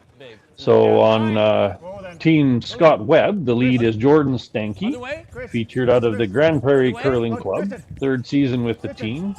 This is roughly his 20th year curling altogether. His primary accomplishments are a 5-time Alberta Boston Pizza Cup competitor, the 2014 CCA Men's National Championship, or champions, and in 2010 he was the Alberta Juvenile Men's Champion. Over on Team Jenkins, we have Mike McIntyre. He, along with the rest of the team, are playing out of North Hill Curling Club. Second year on the team, 4 years curling in total. His primary accomplishment is this is the first time he's ever attended the Alberta Boston Pizza Cup Championship, and just absolutely thrilled at the opportunity. Okay, Kai, we see a slightly different setup going this end. What do you think thus far? Yeah, so far both teams have kind of resorted back to a more defensive strategy. Both teams may have been a little shooken up after that third end and that technical timeout. So both teams may just be settling back into the game, trying to relearn on, make sure they're confident with all the paths before they try and play really aggressive again and try and go for a multiple score. We saw a pretty wild first 2 ends with a 2 being stolen and then a 3 given up. So both teams might just not be quite as confident as they thought they were in the draw game. And Team Webb may be trying to pull the momentum back away from Jenkins, and Team Jenkins might just be okay with a couple blank ends being up 1 without. Thank you very much for that. We are currently on seconds rocks, so I'll introduce the players on each team. So on Team Webb, the second is Christopher Kennedy. He's playing out of the Saville Sports Center up in Edmonton. This is his first year on Team Webb, he himself having curled for 19 years. His primary accomplishments are the 2019 silver medalist at the Men's Universiade Championship, 2018 gold medal Men's U-Sport National Champion, and then 2016 and 2018 he was the Alberta Junior Men's Champion. Over on the other side of the docket with Team Jenkins, their second is Kyle Thomson. He, again, plays out of the North Hill Curling Club. First year on this particular team, 20 years playing under his belt. His list of accomplishments: 2016 Ontario Colts silver medalist, Colts being a comparable event to, say, the Dominion or Travelers Championship. He was the 2016 Travelers Provincial silver medalist. He was the 2012 through 2015 OUA, which I believe is the Ottawa Valley Men's Curling Championship with Queen's University. And then in 2014, he was the Ontario Fairfield Marriott's Challenge Provincial Champion. So quite the list of different various competitions under his belt there. Welcome to Alberta, apparently. Good hack, big hack. Oh. Yeah, Team Jenkins playing a little hack weight hit here. Trying to navigate. You got it. Whoa! Yes! Whoa! Hard! Whoa! Whoa! Whoa! Doing a good job of holding in. Oh, just getting by that guard nicely. And they will sit too now. That throw was brought to you by actually a good friend of the two of ours, Ben Savage. He's been in the Calgary area for years. He North Hill Curling Club, 2 years with playing with Jenkins, 17 in total. Also quite the list of opportunities and accomplishments. 2012 through 15 OUA men's curling participant with Queen's University. Kind of seems like that's why Kyle and him are both on the same team together. 2016 Ottawa Travelers Provincial silver medalist. 2016 Ontario Colts silver medalist. Funny, those are also exactly the same as Kyle. Well, you must have to call them longtime friends. 2018 and 2023 Alberta Mixed Curling Provincial participant. 2018 and 2020 Alberta Boston Pizza Cup participant. Having previously played with Mr. Park up out of the Edmonton area, if I remember correctly. On the Scott Webb side of things, the third is Tristan Stenke, brother to Lee Jordan. He as well plays out of Saville. Second year with this team, 23 years of curling in total. And his list of accomplishments: two-time Alberta Boston Pizza Cup finalist, 2018 University Men's National Champion, 2014 College Men's National Champion, and a two-time U21 Alberta Men's Champion. So Tristan has left a fairly notable list of success in his early years across Alberta. A little less. Yeah, a couple of hits going back and forth here in the 4-foot, but that edge 12 rock of Team Jenkins could come back and give them the opportunity for good force here. But Team Webb trying to get some rocks under that guard and Top four. Okay. Line's not bad. Look center, guys. Easy. Room. T. Room. T line. Oh, Jordy, got a curl. Yeah, just back both forward. sweepers Back trying not to sweep this one as they think it may be a little heavy. Anything, Jordy? So Webb with hammer, willing to say, you know what, I don't care about those two fairly far from the middle red rocks. Tristan just a hair heavy with that one. Yeah, I think this gives a good opportunity for Jared to sink one under that yellow and sit above that previously thrown yellow and really put the pressure back onto Webb and potentially force him to take his one. 5-3. So on that cue, the skip of this team is Jared Jenkins, again playing out of North Hill. The team is fairly young, 2 years as a group. He is 19 years of curling to his name. His list of accomplishments includes the 2015 through 18 BC Men's Curling Championship participant, 2015 CIS Canadian Curling Bronze medalist, four-time provincial participant through U18 and 21 championships out in BC. Having moved into Alberta in the 2020s, he has 2021 and 3 as participants at the Boston Pizza Challenge. And so that was 2022. And then 2021 and 23, he's been at mixed provincials with his good friend Ben. Just soften that one. On the other side of the equation, Scott Webb is the anchor, skipper, final thrower for that team. He plays out of the Peace River Curling Club, so they are one of those teams where the players are kind of split across the province in different clubs. This is his third year with the team. has been playing himself for 34 years. Sit two bumping. Major accomplishments: 2016 Canadian Men's Club Bronze, 2016 Alberta Men's Club Championship champions, and 5-time competitor at the Alberta Boston Pizza Cup. It's basically the same thing, right? Tight ice it a little bit. But what's the debate on this one, okay? Move it too far, it's fine. Well, because they are, I do believe, second shot, they're really debating about you can either hit that red and sit the 2 if you stick right there, or if you play this freeze like they've indicated, you might be able to generate like a 2, maybe even a 3 if Jenkins isn't as precise on his last one and just trying to generate as many points as they can and secure their deuce with this freeze. For throwing, that tee line out of your hand. Okay. Yeah, speed's quick here. So just gonna try maybe freeze to a little bump, maybe get second shot, but I don't like they're definitely not gonna kill that red.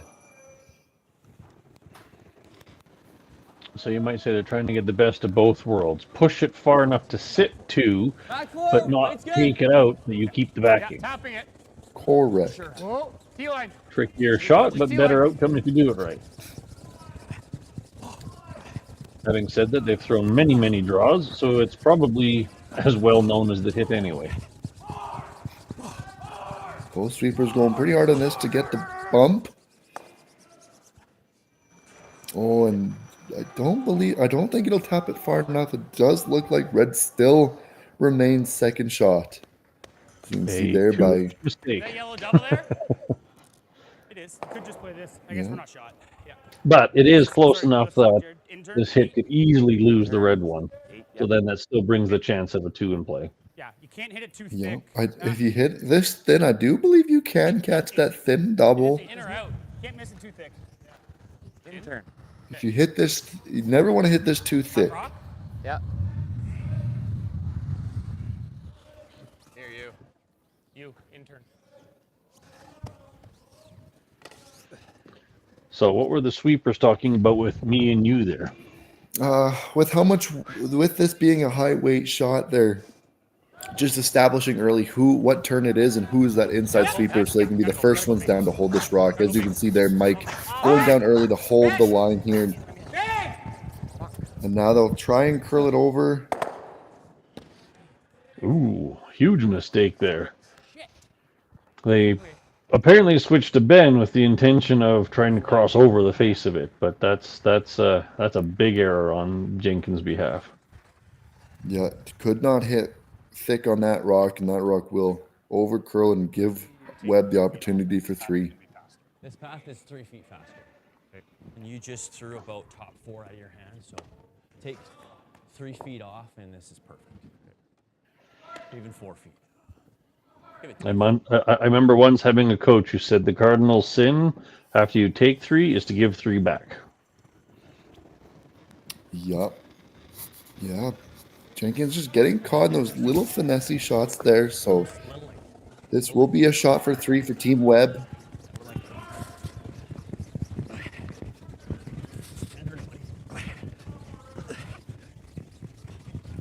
Both sweepers trying to drag this rock as far as they can. They think it may be light. This rock's got to be full 8. And they'll get it there. Really good sweep from those 2 sweepers. So that'll be a 3 for Team Webb to bring the score up to 5-3 going in to the 5th end. Curling Alberta presents the 2024 Boston Pizza Cup, presented by Best Western Hotels and Resorts. Brought to you by Boston Pizza, dedicated to establishing strong relationships with the community and supporting local sports. By Best Western Hotels and Resorts, a curler's home away from home. By Curling Alberta, spreading the power of sport through curling and inspiring the curlers of today and tomorrow. By the Hinton Curling Club and the local hosting committee. By the town of Hinton, a community of opportunity. By the dedicated local sponsors. And produced by Curling Stadium to bring the excitement to you. So you're a pizza person, but you're married to a wing person, and your kids are salad people? You can't pick your fam, but with over 50 menu items to choose from, you can make them all happy. Order today and enjoy Boston Pizza at home. Everything I've worked for Everything I've sacrificed has led to this. It's out of your hands now. All the gold medals in the world can't help you now. You could throw the perfect rock and still miss, but it just takes one. You leave it all out there on the ice to leave behind a legacy. New at Asham. Take your game to the next level with the Gushu Ultra Light. Equipped with our world-famous rotator disc system that attaches by Velcro, quickly and easily upgrade and replace your sliding platform. Check out our website at asham.com.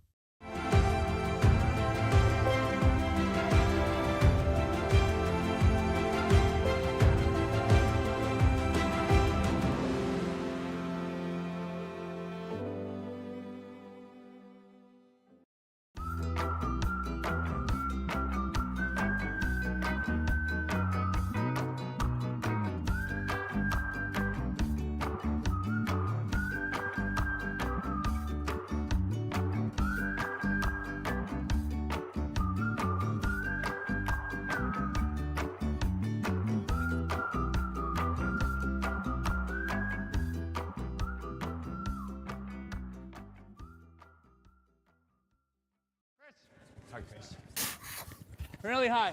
Okay. Welcome back, everybody, to Friday morning's Draw 6 up here in Hinton, Alberta, playing at the Bill Thomson Arena. Again, many, many thank yous to the volunteers and the organizing committee, parts of the Hinton Community Curling Club and the town itself. Thanks to all the volunteers and organizers for this event. Recapping how we got here, it's been kind of a back and forth of big punches between two teams. Webb opened the game with a steal of 2, followed up by a big take of 3 by Jenkins. There was a breather end in the middle there with a blank and 3, and then Webb turns around and takes another big 3 back last end. So they're up 5-3 after 4. Always Ben. I'd like to go soon. Always Ben. And one thing we'll be looking for in this game is the Boston Pizza moment of the game. So one player for this featured game will have the opportunity to win a $50 Boston Pizza's gift card donated by Boston Pizza, the title sponsor. And so if you notice anything, feel free to put it in the chat and comment of maybe a really good sweep or a really good thrown shot, or maybe just a player who all around has been dominating this game. So feel free to throw it in the comments. If not, one of us will have to pick a moment of the game brought to you by Boston Pizza. Thank you, Boston Pizza, for everything you do for our sport in Alberta and across the province. As well, thank you to Best Western, the presenting sponsor of this event. They also provide extensively to our sport in the province with hotel opportunities for participants and volunteers and umpires and organizers, and again, a huge provider to this event. Half tight. Okay. Lots of discussion here in this shot. Air short your broom. Bit of a big move here, trying to protect that center a bit. Okay. Keep going then. Keep going. Not go around the ring. Weight's good now. Weight's good now. It's quite fascinating. We don't typically get to see the first rock of each end, which is fine, but we're on about the third of 5 ends where we didn't start with a center guard. So I don't know if they're intentionally throwing first ones in, but we again see a corner guard and not a center guard till just recently thrown. Well, in recent games, we've seen a lot of teams go for the new strategy, that delayed corner guard, where they go the first one top 4, try and bait the other team to hit that one and roll away, and then they go for that center guard just to make sure that you don't leave the rock top 4 and allow for freezes to be thrown. It kind of delays it a little bit and prevents it from getting too junky and clustered in the top area. So perhaps they're taking that approach. And yet 3 out of 4 ends, they've scored multiple points. Correct. Yeah, these ends have been shaping up quite weird. Yeah. Yeah, run back here for Chris Kennedy.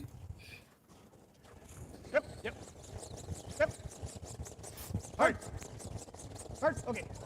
Gone. And it'll just be the single peel, which not a bad outcome.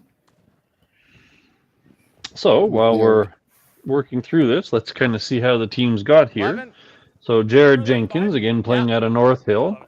They beat Team Adams, Cole Adams, also out of the Calgary area, in their first match. Beat them 8-4.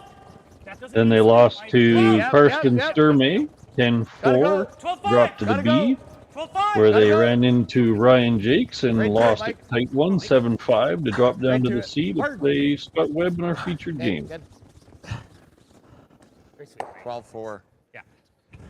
On the other side of the equation, Scott Webb started the first match against Jake Libis out of the South and lost 9-5 to drop to the B, where they ran into Ryan Parent, also out of the South, and they beat Ryan 7-5 in a close one, where they ran into yet another South team, Aaron Slaczynski, who many people watching this probably recognize his name, having been part of Alberta mixed curling championships, mixed doubles quite often.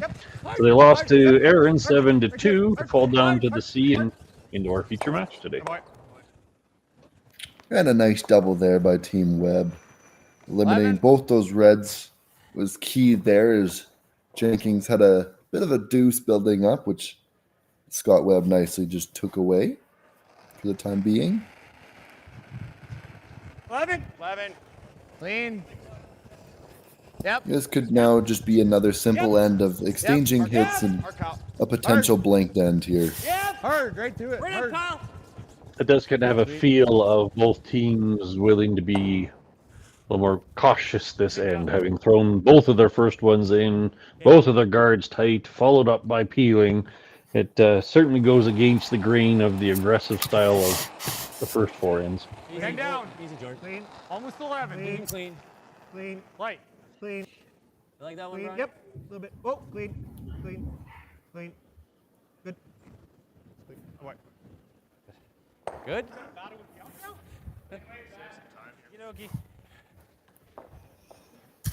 And we'll just see another hit here by Team Jenkins. Most likely just going to see a couple hits here in a row, and both teams are okay with a blanked end here, as neither of the teams are set up too nicely for a multiple or a steal. Clean. So while this is slowly clunking along with little hits, I'm going to quickly shout out to the local sponsors of this event up in the Hinton area. Again, this event wouldn't even be remotely possible without the support of the communities at which it's being played in. So a big thank you to diamond sponsors, which are Tourmaline, Tech, Reynaldi, and Sons Contracting Limited. Thank you as well to the platinum and gold sponsors, Sniper, 24/7 Compression, Quadra Octane Controls Limited, Ascend, Wild Hay Oil Field Services Limited, Stitch and Print and Sound Scaffolding, and Hodge. 9-5. Clean.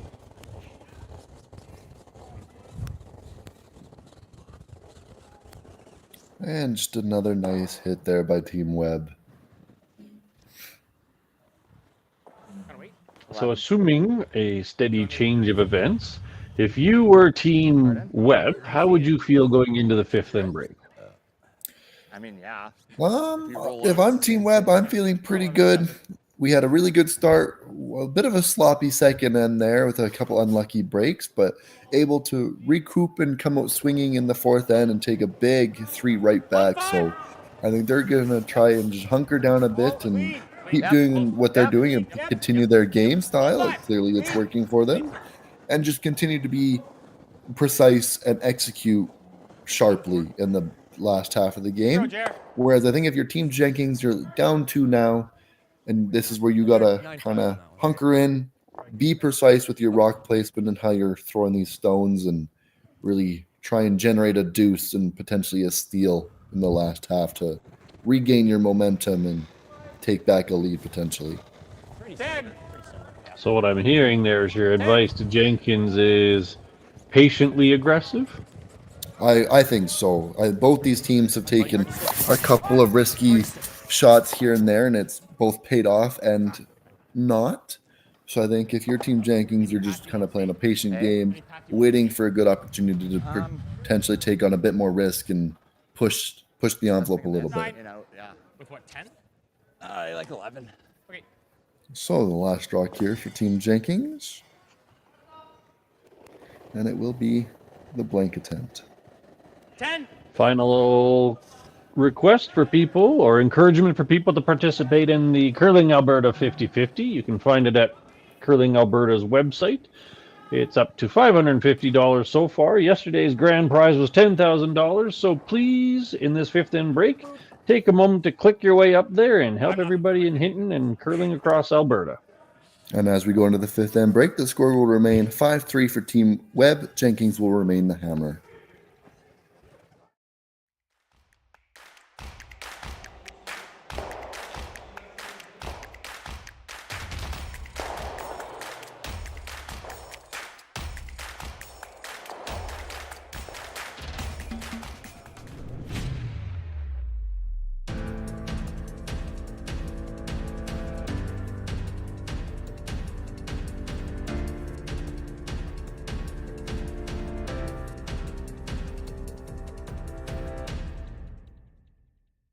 Light up your love for curling with our customizable neon LED lights from Letterlands.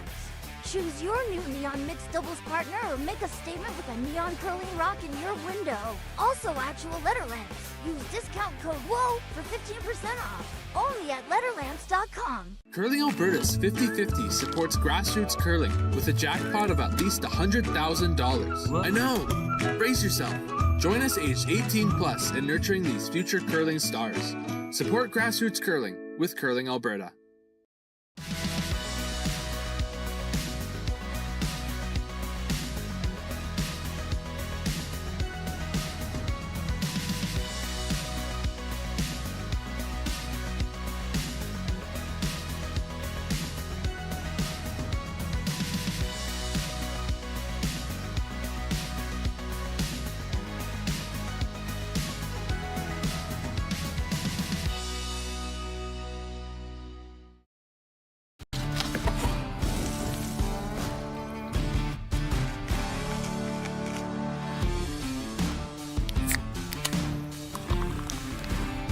Original 16. Celebrate things done well.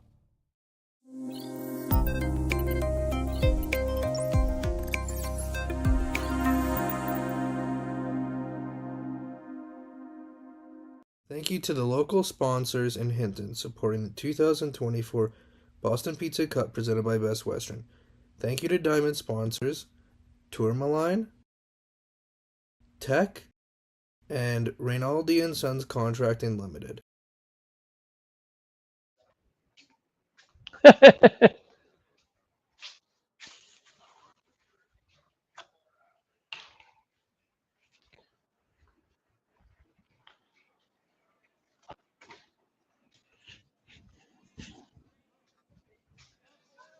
They're wired.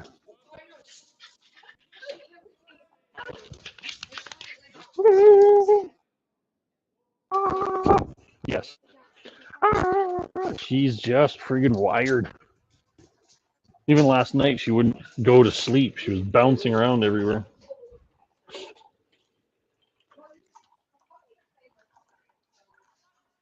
At least the game's been fun. There's been scale of 2, take 3 blank, take 3 blank. Yeah. There's an interesting one. The guy had a hogline violation, but he was I did not. So they made them check the rock. And we weren't sure if the umpires overruled it. I guess he would just get to throw it again. We were like, don't really know.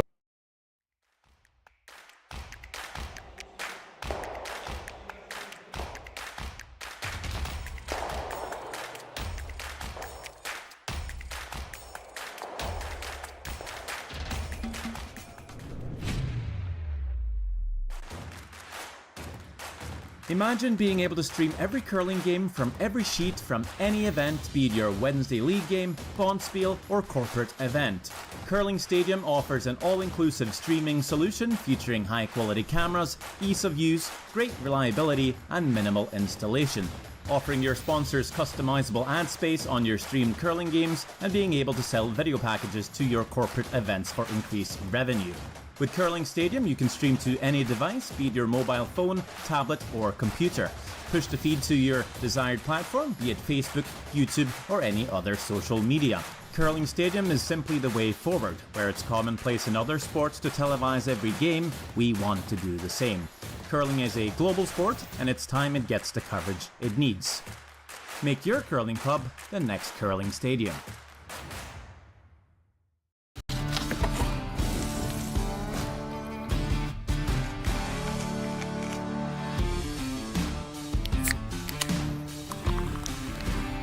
Original 16. Celebrate things done well.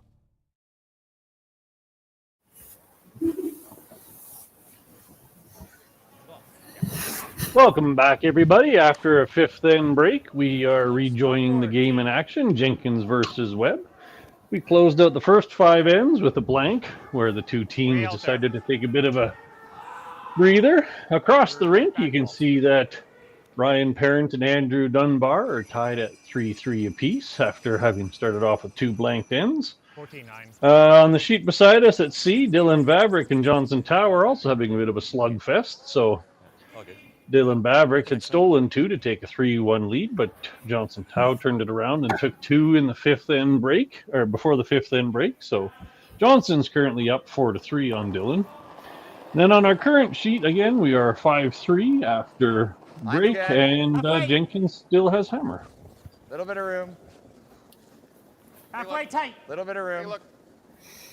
You can knife it. Not in. We're tight. We don't need to. Not in. Tight. Really tight. Whoa, whoa, whoa. Really tight. Whoa, whoa. So Team Jared here going for that corner guard, and both sweepers are just walking beside as they want it to come to a stop, and they're hoping it'll stop before the rings. Good old moppy ma fixed. It's good. Good. And it will be out by a mere couple inches. As we were talking in the fifth end break, another instant where the center guard is not put up by the team without hammer. So that actually gives the team with hammer a bit of a breather and an advantage, because they can throw up their corner without too much concern. I just don't think you can hurt it. You're never in. Never in. So I'm curious if the team's strategy is to throw their first one in. That's a minted strategy of Dean Ross back in the day. He went, I think he went all the way to Worlds and mixed doing that. He was throwing his first one into the 4-foot. We have 2 corners already. Yeah. Here. Okay.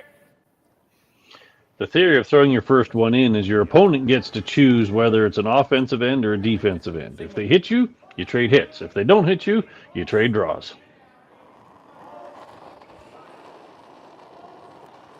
Less of an ad. I like it. Mine's good. So, Kai, to that point there, they said we have 2 corner guards. Do you feel that yellow one is a corner guard? Which team is that benefiting? Room. I got it. Whoa. It could go either way depending on how it's utilized.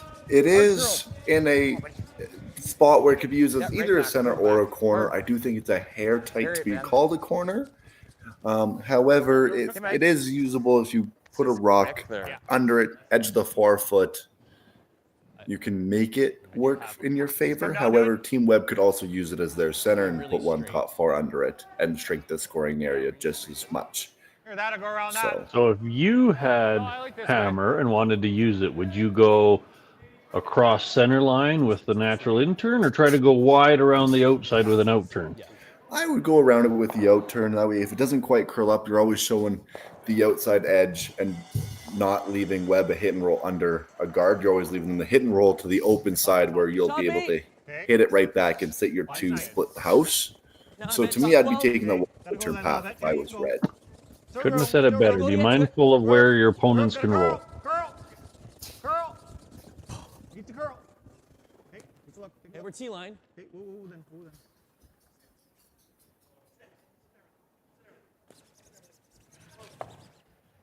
Sorry, Chris. Jenkins with a small mistake, followed by yet another small mistake by Webb.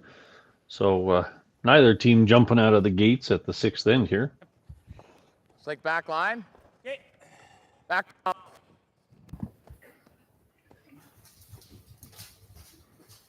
Back 5. Mike's just through 6. I got 5-5 on theirs. I think you need 5, like 2. Yeah, so a good conversation there in the hack with between the sweepers and the thrower there, just discussing the path and what they think the time was be, and Yep.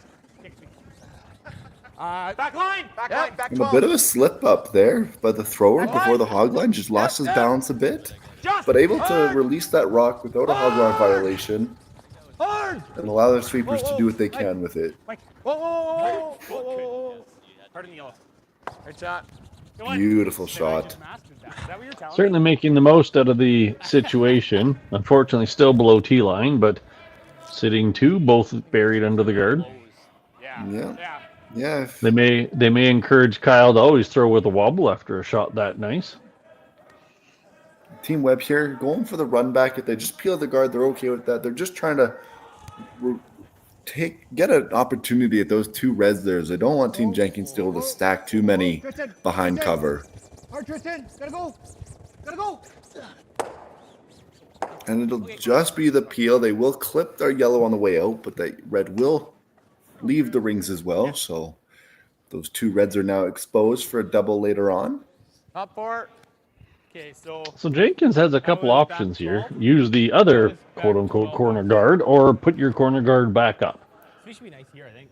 8 feet left. I think this is the call. That those 2 reds there, unless you make a perfect guard, the double is fairly simple. And if not, if the guard isn't a good spot, Team Webb could always draw 2 of them and sit shot rock on the T line. So I do believe by going to the other side, you give yourself the best chance at taking 2 here. Yep, Mike. So to your point, you're sacrificing the 2 in the wing for burying 1 above the T line. Top four. Looks hot. Light only. Correct. Hot. Real hot, guys. Real hot. A bit of a oversweep here potentially. This rock is running deeper than they thought. 5-2. Shot. And it'll sit right on the T line. A hair deep, Good throw, Kyle. but overall not a bad spot. Do you ever hate slashing that one in? Kill that. I just think that the way this is sitting, like that guard is going to save us. That's how we're going to force them. Okay. You know what Yeah, I mean? and here we have Team Webb talking about that. Yellow guard could be helping them honestly here. seeing the freeze. You like that? 2 different strategy here. You can take the risk now and go for that freeze and really try and shrink the scoring area, or you can play the pretty simple double and clear some reds. We don't need to call a time. Yeah. And our coaches. So the team gonna meet halfway and discuss both options here. Depends on what level of risk you want. Going for the freeze, you have the potential to leave red sitting 4 if you don't make this perfectly. If we kill that, Like even if we're if they playing, freeze it again, we're running. if we're playing the run, I think we're running it all over there. So if you're Team Webb here, Gord, what would you prefer? Then we're running. Yeah, I don't like the double now. No, I don't. That's going to be there. I'm just going to listen to them for a Play that at second. any time. Okay, then I think we're freezing them. Yeah. You don't like slashing? Like play the peel. I think that right now that guard is our out too. I agree. Yeah. Where does he go though if that guard's not there? We're gonna have probably 2 doubles. If you make the double and roll, you're like almost. I think slashing the guard into the double is the least of my preferred shots. I agree. That's a very complicated shot. I guess it's an attempt at just a peel, but then Jenkins has a choice of putting a 4th rock in play anywhere in the rings he wishes. Personally, they've been playing aggressively up to now, so the freeze makes the most sense to me. That double's not going to go anywhere, but if you make the double and he freezes on the can, you're now dependent on the run back. So I think they stick with their guns. It does look like they are playing this freeze attempt. Top 4. Okay. Line's good. Tapping. Line's Well then, whoa. Room. Heavy. How much? Back Line's 4, back good. 8. Chris. The sweepers calling back 4, a little heavier than they would like. Trying to generate some curl here to get to nose of that red. Keep cutting. Get over there. Fully on. Okay. And it will make contact, sitting shot rock, quarter exposed. 5-2 on that. Yeah. But overall, not a bad spot, and puts the pressure on Team Jenkins to make a nice one here. And no obvious takeout for Jenkins, so he has to think a couple shots ahead here. Try to give you 5, 7, 8. Yeah. I do think that was ultimately the right call, even though you do have to leave a lot of reds in the house. Room right now. Two in right now. Room. Room. Whoa. The only thing that may have suggested otherwise was the scoreboard. Nice. Wide and heavy here, not usually the best combo, but Hard knife. trying to generate some curl here, and that rock will be curling. Keep going. Hard. Got to continue to curl. Okay. Not a bad result there. Does allow Webb to play the hit and roll under, which would, if made correctly, put a lot of pressure on Team Jenkins here. But they cannot remove both reds. That looks pretty good to me. Yeah, to your point, this roll 2 buried is a very big shot. However, it does leave the run back basically triple to still end up red sitting 3.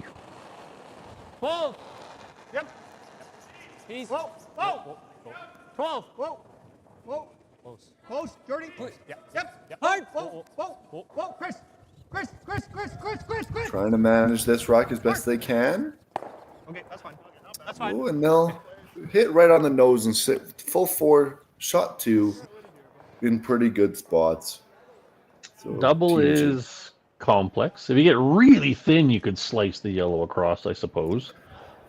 I think you make contact with that red one no matter how you hit it. I think if you go for the double, you probably lose that red in the back. So I do believe Even the hidden nose hit wouldn't be the end of the world. So you could try the basically pick style double, and if you just stick it, it's not that bad.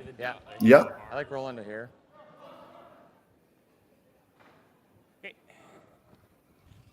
That's right. I love that. If you under roll it, he has a gimme double. Okay, you got it. Half rock. Yeah, an interesting call here. Got to manage this rock and put this shooter in a good position. Yep. I think the key here is to roll it so that you could use your own as a in-off, but not leave a double. I think it's probably his thinking here. Hard cow. Kyle trying to generate some curl here. Click it. Oh, and just narrowly missing that back yellow. Nose is fine. Yeah, if he'd just caught a half an inch of that yellow one and pushed it even to the full 8 foot, would have been a big win for them. Yeah, but if you roll too far, you smell it. Like, yeah, we rip this now. Yeah, you're right. Noses, or you play that. Is there enough room for the outturn draw tap on that yellow one? Time. I think if you get close to that guard, you can get a quarter to a good half of that rock and push it through. We've been seeing lots of curl both directions, and supers have been able to manipulate it. So I do believe they could. Rolling, because you roll too far, it's down. Yeah, that's bad, right? Nose is pretty okay. You know, even what they just did, though, I mean, they were really close to touching that across the top. And if we leave that here, they can slash that across the top. But it's a rock higher. That angle is it's not as nice. Never going over. That's the top. real tough. Okay. Yeah, you're really tough to. Yeah. Well, you just don't want to roll. Can't roll. Yeah. It's nose this or that. Like, this isn't.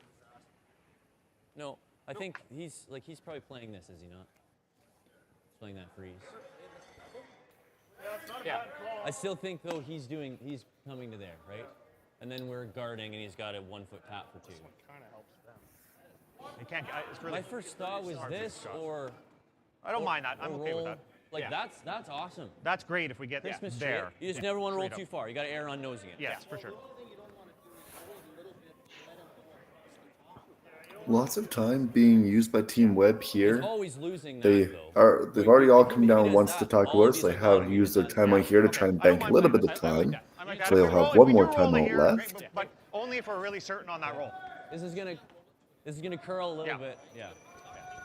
Probably that same 12. So, Kai, what would you throw here? I think my first thought was to play the hit on that red and just try and roll full center line, forcing Team Jenkins to play the draw for 1, as there will be no double. No, that's good. We throw in there. The out turn tap for 2 might be there if this just noses. Yeah, if they just knows, I think you could play it. It is a little bit risky to play it, as you might give up the steal of 1. But at this point in the game, you may elect to take on a bit of risk and go for a harder shot for the deuce here. Yeah, like I definitely absolutely nose as opposed to. Yeah, just throw 10-5 though. Right at it.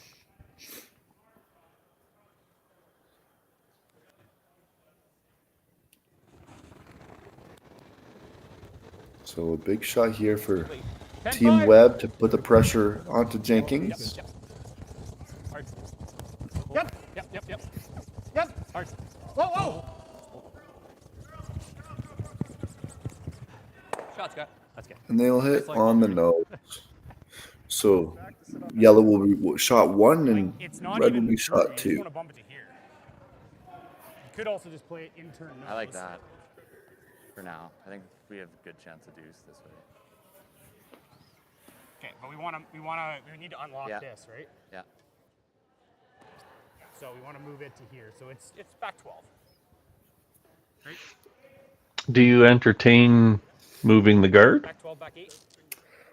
I don't think so. I think if you move the guard, Team Webb has an opportunity to sit 3, and then you are forced to play a hard shot for your 1, and if it doesn't go your way, you give up a big steal. So I think you got to push the envelope a little bit and try and set something up here for your deuce. I think it's 7-8 center line.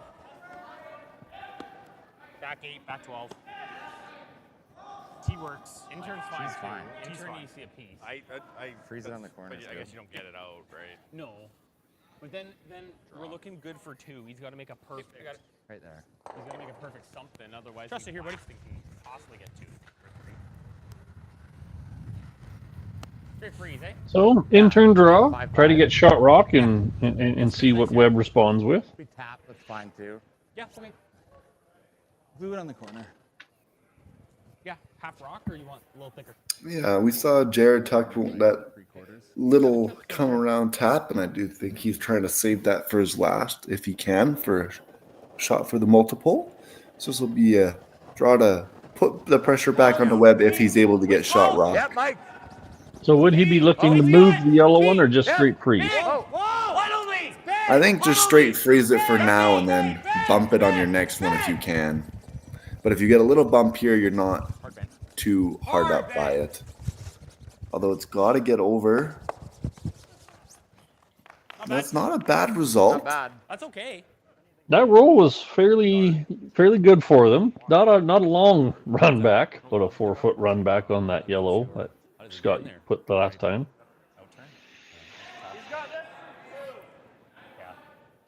What's that? Just guard? I think so. Make him play the wide out turn draw? Yeah. I don't Yeah, love, guard, just touch center line. Yeah, I think so. Just guard the intern. Yeah. I think he's got that. Yeah. Okay. Guard the yellow? Yeah, I think so. Yeah, like perfect spots right here. Yeah. Yeah. So Scott's electing the guard so that Jenkins won't have a chance at any kind of double or sort to score a multiple, is what I'm getting out of this. Guard our yellow and give him a draw for 2. Yeah. I think this is an interesting call if you will leave Jared the draw for the deuce. That's why we're going to be in front of the But I think if you're Team Webb giving up 2 here, you go tied with hammer.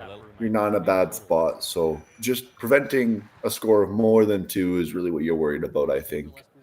This card's serving 2 purposes. It's protecting the double, but it's also going to get in the way of the draw Jenkins just threw and force him to switch turns. Just gonna be quick here, Scott. They could play the short raise on that yellow one and sit 3. But it's a slightly higher risk shot that, again, brings multiple points into play for Jenkins. So, to your point, I think they're happy to just give up the 2 and take hammer. Tight already. Yeah, I think this is one of those moments where you want to take as little risk as you can and just you're happy playing the patient game. Half in. Although this rock is sliding a little bit deeper than they would like. Oh, and it will get that fortuitous. little rub off. That's good, Scott. So, guarded the hit and took away the draw path. Got to be out here, right?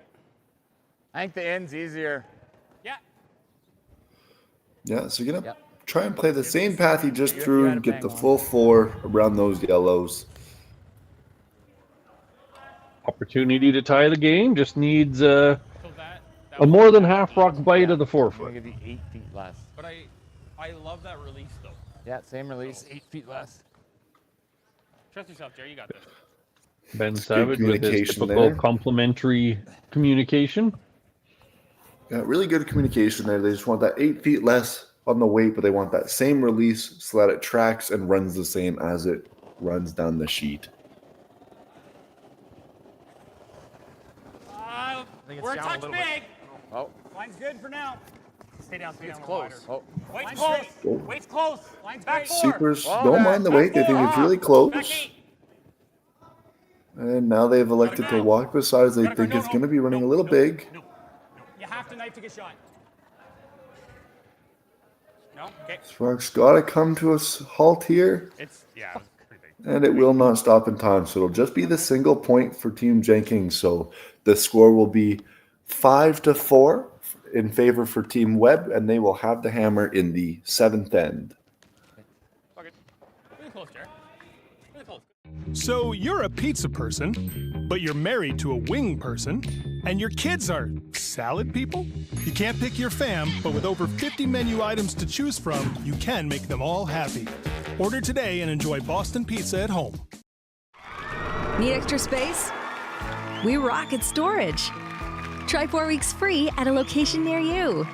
Sentinel Storage, proudly Canadian and proud sponsor of the Alberta Scotties Tournament of Hearts.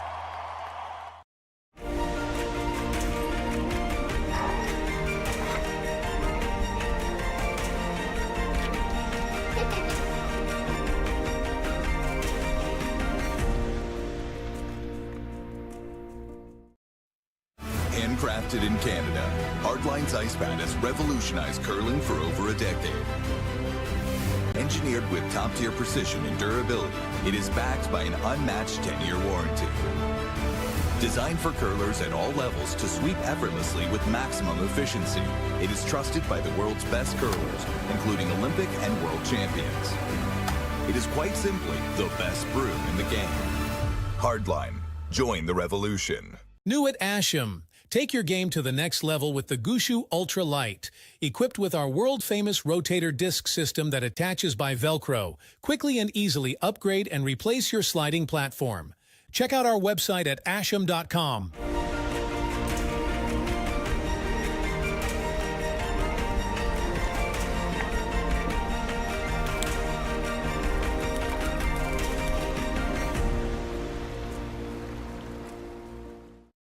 So you're a pizza person, but you're married to a wing person, and your kids are salad people? You can't pick your fam, but with over 50 menu items to choose from, you can make them all happy. Order today and enjoy Boston Pizza at home. Jared's first. Jared's second was significantly. Oh, you can see there in the background, 50-50 sellers doing their best to support their local community and club. Again, you can find the link to participate online at curlingalberta.ca/5050. I highly encourage it. It's great for the community and the club. Current jackpot is already at $1,480, well on its way to possibly beating yesterday's total of $10,000. Between ends, we heard Team Jenkins having a nice positive conversation about how they have hammer and the even ends, which is a good thing. So their goal is force one, take two, and hopefully take control back. Line's good. What do you think, Ty? Yeah, I think that's a solid strategy here. If you're able to force here and keep it to a 2-point game, you're one goose gets you right back into the swing of things, and then it's a 1 point for the win. So I think it's really good for them to acknowledge that they are not out of it yet and in a good spot. They just need to be precise this end and get a good force lined up. 11 or 12. Take a quick moment to call out the sponsors of these two teams. Again, sponsors are the backbone of all of our sport. So Team Webb out of the north is sponsored by United Floors and Outdoor Living, Bannister, Dawson Creek, and the Ranch Pet Care. Thank you very much to those sponsors. Jenkins, their team is sponsored by Williams Engineering Canada Incorporated, Chateau Exteriors Limited, Christie Crossings Dental, Peak Financial Incorporated, PhysioBox, Empowered Performance, Curler's Corner, Hardline Curling, and the local North Hill Curling Club of Calgary. Thanks again to all these prominent sponsors for our teams and the event, which is sponsored, of course, by Alberta Boston Pizza and Best Western Hotels and Resorts. Just touch, yeah. You got this.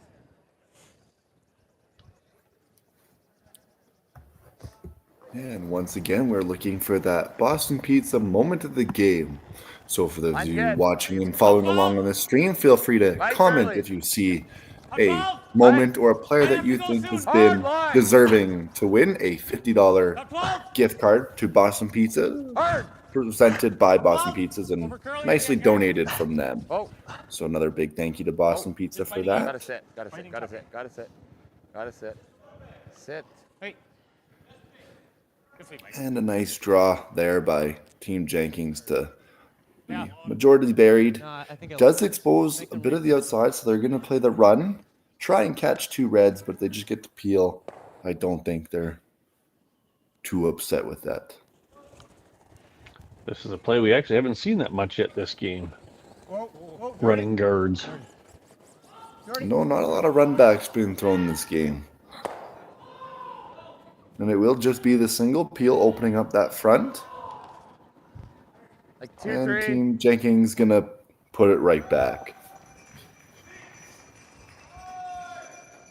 Jenkins sitting 2, so there's no necessity for them to change much here. Theoretically, you could tap your own, but then you're bringing rocks into play, and hits are counting rocks. So guarding for a while makes sense to me. Halfway tight. Okay, line's good. Line's better this time. Halfway. Similar. Half. Similar. Half. Line's good. Yeah, you see Mike Line's perfect. nicely just giving this rock a good plow, trying to carry it just a little bit and keep that path nice and clean. Line's good. Little bit. No. Good. Yep. Oh. Return slip center. Good. And a nice guard there thrown. Wanna try with the end? No, I like the out. And Team Webb is on the peel train as they will remove this guard once again. Just trying to keep that front nice and open. How long are they willing to persist with the peel train? I think we'll see a couple peels until we get to maybe your thirds last, I think, is when we'll maybe see them switch to a move in the house. Do you think Webb's content with taking one? I think so. I think Team Webb is okay maintaining a 2-point lead, knowing that it's a bit of a patient game, and if they do get an opportunity to blank the end or maybe get their deuce, they're more than happy with that. But a blank or a force here is not the end of the world for them, as they will remain up 2. Same path as mine. You're fine, Ben. Line will be fine. Half tight. Little bit of curl. Half. Line's okay. Yellow does have that rock in the back 12, which could come back and be their second counting rock if they are able to make it come back into play and get back into shot position. But a really nice guard there thrown by Ben, and we'll see another peel. And to your point there, they don't risk anything by these peels attempting to pick out that back red one, because then that yellow does become a potential second. So this is low risk curling. Hard.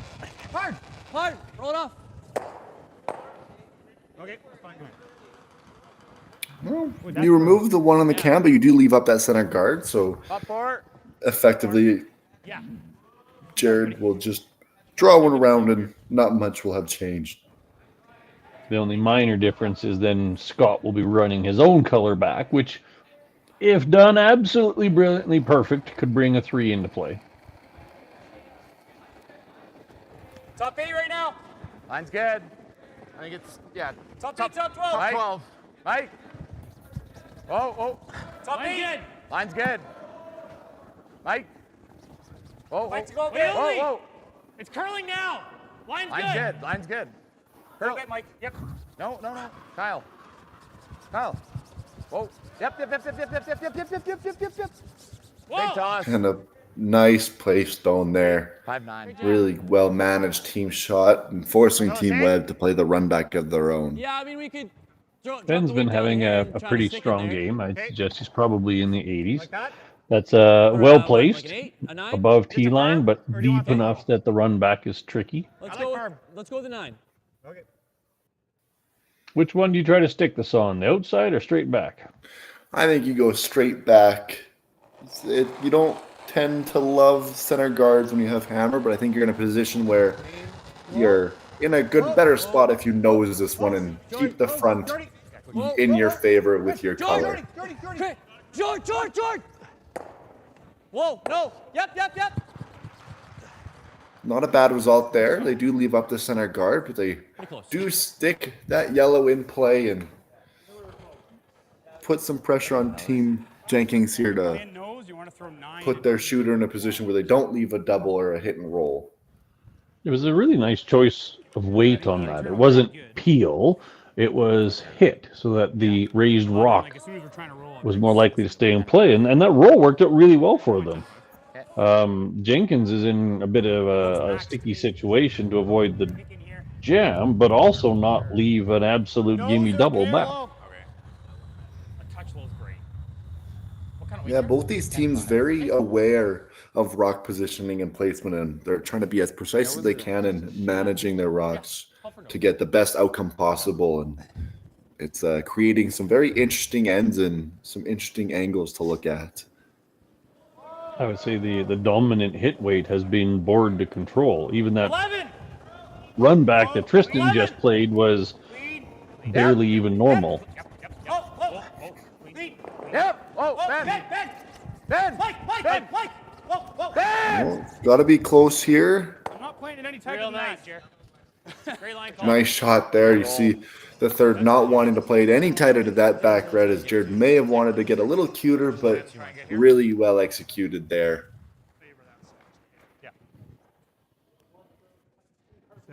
Scott's roll under the guard, but he's still actually in a position where any roll makes it tricky on Jared in return. For the same weight as last time. That's like 5-ish. Yeah. Okay. Everybody. Well, the only miss would be to roll farther and be like second or third rock. Yeah, you definitely want to remain shot rock after this with this shooter.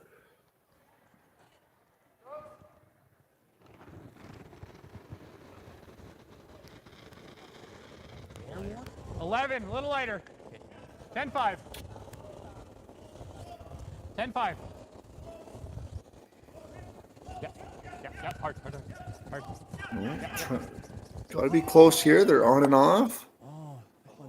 Oh, and they'll just almost catch the double. They missed the double and they missed the perfect roll. Again, kind of caught in the middle. 11-5 this time? You just threw 11. Yeah, 11-5. Try to roll under. What do you see? Good chance here for Team Jenkins to make a nice one here and force 11-5. Team Webb into making a precise draw for their one. And Team Jenkins might get away with a steal here. Roll anyway, or no? Roll under. Roll under. You were 11 last time. Yeah. Yeah, that's good. Take your time. We got lots. Make her good. Yeah, you got this.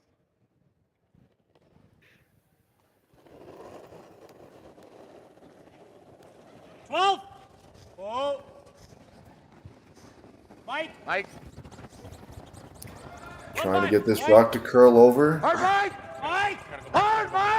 Go, Mikey. A lot of keep curling. Gotta make go. Great sweep, Mike. Great sweep. It'll hit close nose. It'll roll a little bit under. So to get to nose is pretty tricky. So Team Webb will elect to just play the simple draw to the 4-foot for their 1. Well played in by Team Jenkins to force the 1. That was a very patient end. There was some opportunities for Webb, but Jenkins stuck to their guns and to their half-end conversation or between-end conversation. Their goal was to force 1, and they've done a great job of that. Give it to us.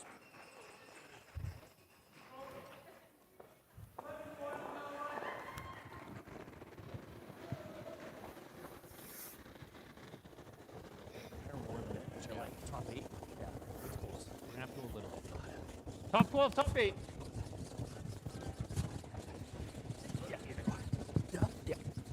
Both sweepers putting their heads down and trying to drag this rock.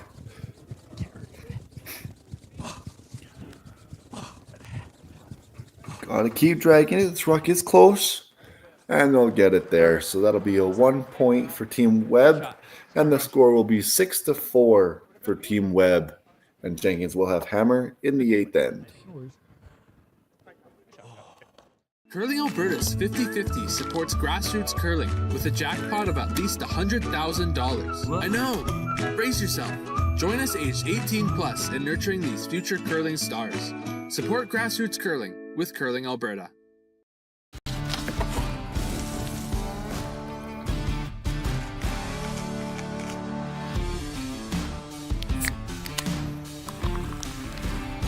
Original 16.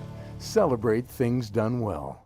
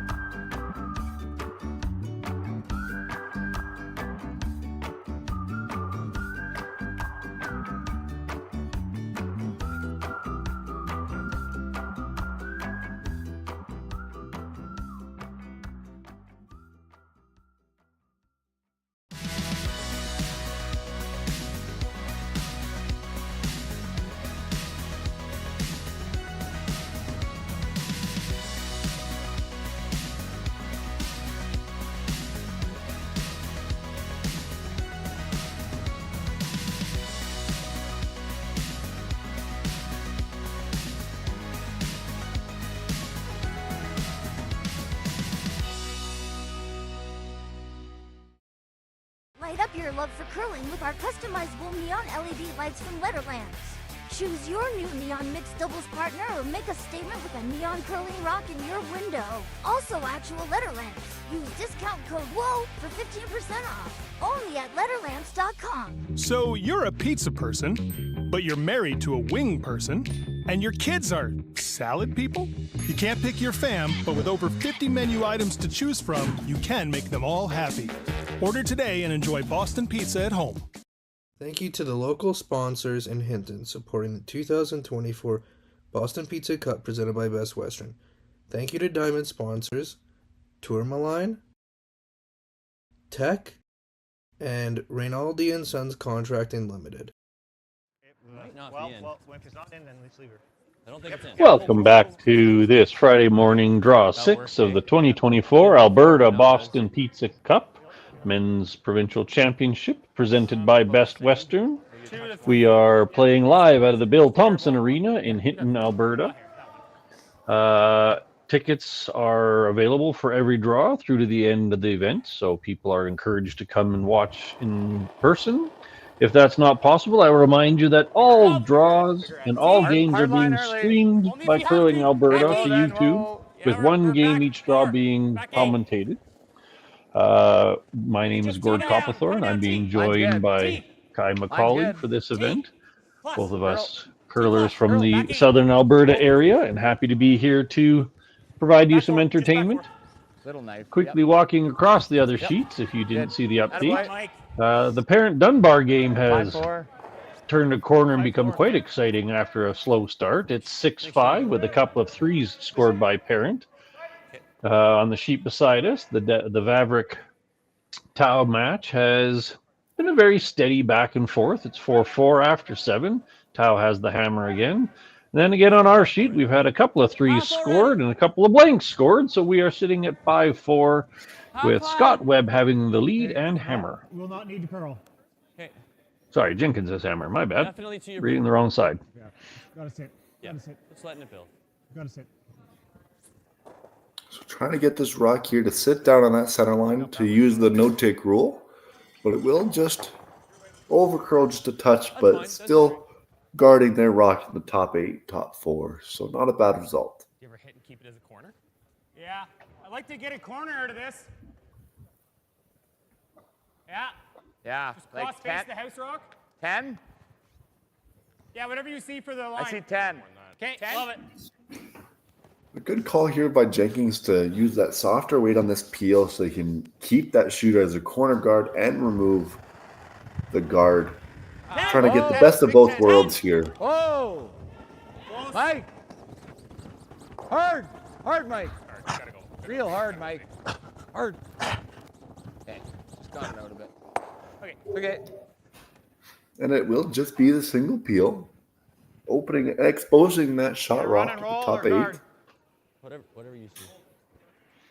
I think they're right. So previous to this, Jenkins' game plan was force 1, which they accomplished, and then they wanted to take 2. What is the consequences of them only taking 1 this end? If you only take 1 this end, you give Webb the opportunity in the 9th end to really push their envelope as they'll already be up 1. So if Scott Webb is able to score a single or a deuce, it'll really force Jenkins to have to really push the envelope in the 10th end, and we'll need them to score at least a 2 to push it to an extra. So taking 1 here is not in Jenkins' favor. Pardon? Scott Webb there electing to peel off the corner guard. Is that a byproduct of the scoreboard because they've had success with being conservative? What's your read on that compared to their very aggressive first half?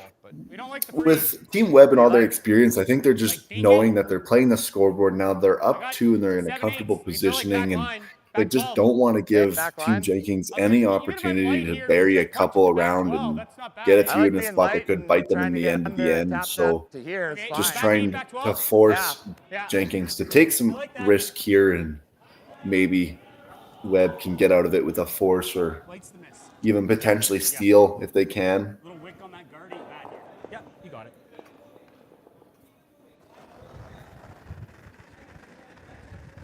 Back line. Room. Back line. Through. Room. Back line. Plus. Mike.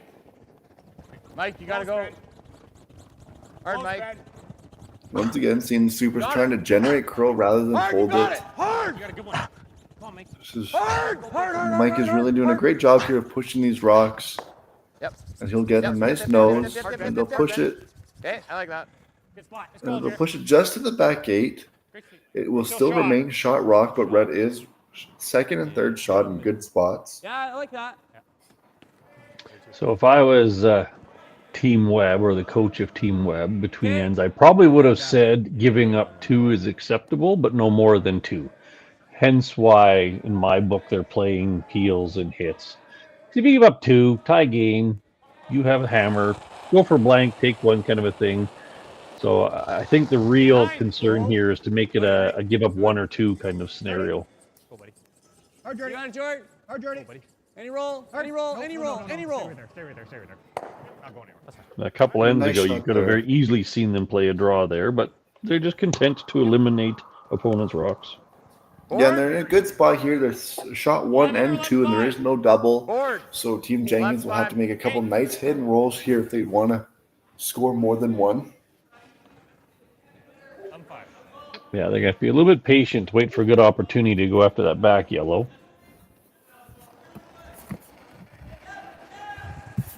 Landing. Whoa. Close. Close.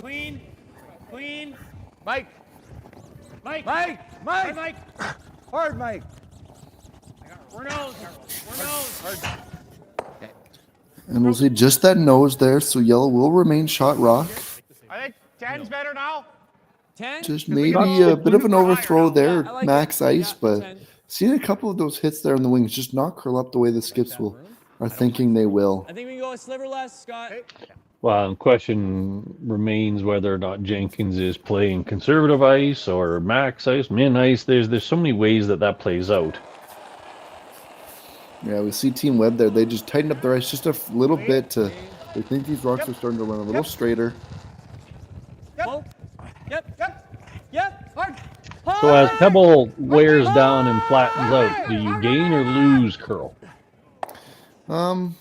Most of the time I find you start to lose a bit of curl, and especially as you start to throw the same path and the same shot over again, it starts to straight out a little bit as the rocks lose a bit of their grit and the pebble wears down. So throughout a game, usually you see the skips tighten up the ice a couple inches as the game progresses. There's nothing crazy, but on hit and rolls where you're trying to be really precise with where you're connecting with the rock, it can add up pretty quick. Okay, you want frozen, right? Yeah. Okay. So with that overroll, to your point, they tightened up their ice and overrolled. The door has very much opened up for Jenkins to start building towards a multiple point end. Yeah, a couple well-placed draws here behind the cover, and who knows, they could be on their way to a deuce.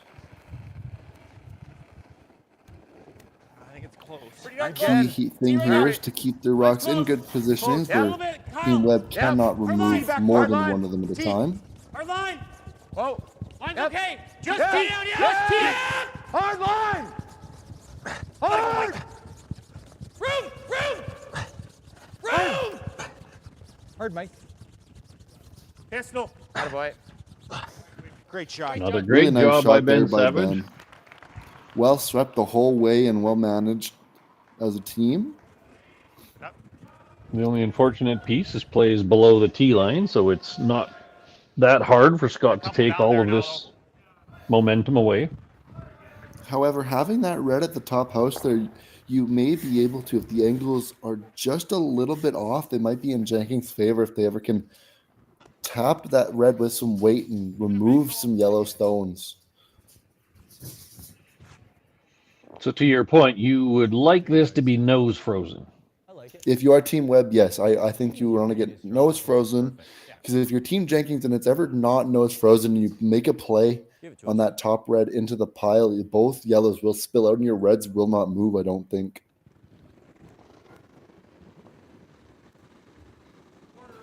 Need a little more than the draw. Yeah. T-line already. Yeah. I don't think we're T-line. No, top four. Yeah, it's really good. Chris, close, Chris. Go a bit. Copy. Grab. Both defense thought it was a hair heavy on a hand, but they soon realized the weight was coming off faster than they thought. So they'll have to drag it here for a good spot. Hard, buddy. Great speed, Chris. And they'll just be shy of the 4 foot, so it will be red shot rock at the back. It just has a little 7 chip. And they'll be able to try and wrap another one here. You want to talk about it? Still got tons of time, Ben. Yeah. We only need 8 minutes for the last 2. So what do you see in this one, Kai? It's a bit of an interesting spot if you try this draw around and you don't put in a good spot. Team Webb has that little tap on that yellow, and if they do make it, red could be in some trouble, but you don't want to open up the front too much because then you allow Team Webb to play an easier shot, which would be just to draw the top 4. So definitely got to talk all the situations out here and discuss where the best rock placement would be, which I do think if you could walk down and place the rock would be full 4 on the side of the P, just biting the center line, blocks off that path, you sit 2, and Team Webb would have a hard shot to get at you. My only worry with this is it gives them the chance to get something in behind a bunch, because these are all staggered. So we have no runner right now. Yeah. I like scoring this end. Let me put it that way. Yeah. So good comment there by Ben. He'd like to score this end, meaning whatever they do, they got to keep an easy shot for their 1 if necessary in mind. So our draw for 2 So months ago, you would have been here. Jared is drawn towards the aggressive call of draw in for shot or second, recognizing that yellow could be a slash. Ben, on the other hand, was thinking conservative, which is to open it up a little bit and make sure they have rock placement and room to move things to guarantee a score. To Ben's point, if you put this in a bad spot and they slash that yellow, it could be very hard to not give up a steal. Let's make this top 4. Yeah. Okay. I like it. 5-8. Okay. Yeah. My gut was was to move some rocks as opposed to this draw, but I don't mind the draw. No, I think as long as you make this, like this calling the draw is very aggressive, and you just got to make sure you put this rock in the best possible position you can. Line only. Back 4. Line's okay. Back 4. Back 4. Line's fine. Coming off T. Close, Mike. Yep, Mike. Mike. Starting to catch the curl here, and you can't lose it. Hard, you gotta rub. Get out there. Go. Attaboy. That's a good spot. Ooh, and they will get a fortunate little rub, and they'll be able to carry it to the top 4. So they are 1 and 2, and that yellow slash doesn't seem to be there, but they will just be able to tap it into the 4-foot for shot rock.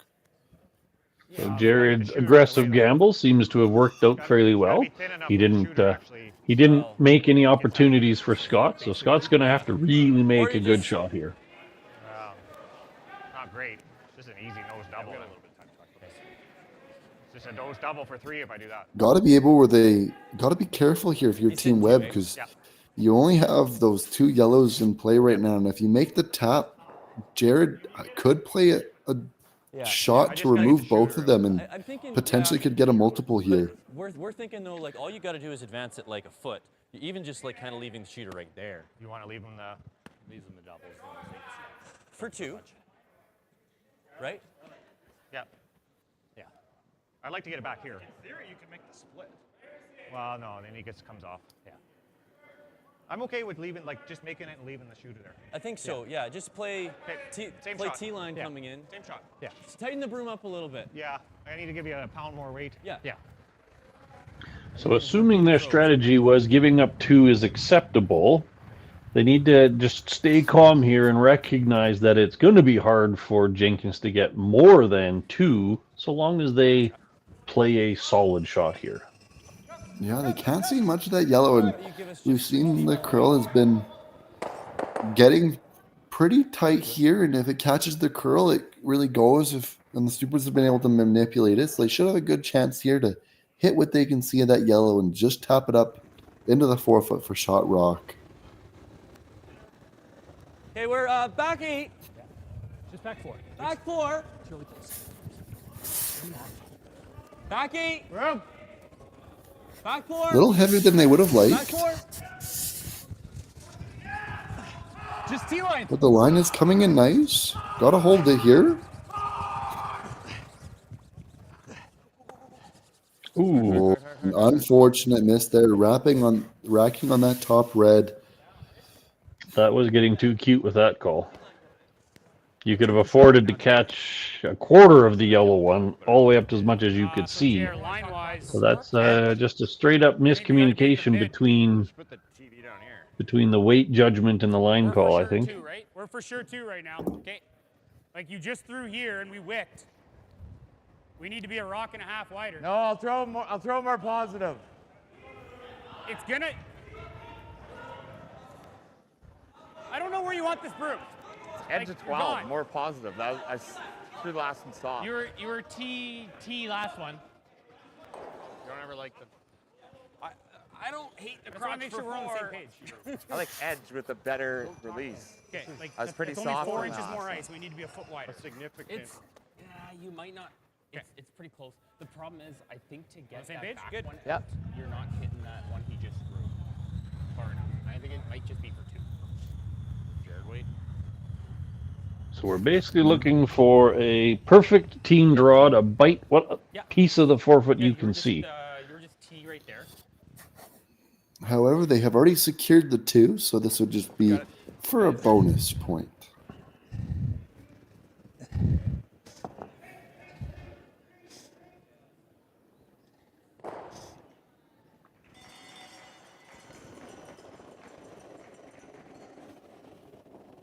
That was a touch more. I like it.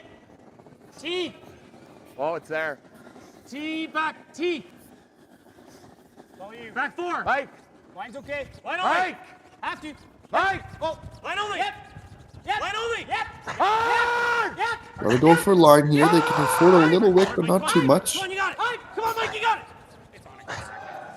And just over curl, but they will get the 2, and they will accomplish their goal for the end. What?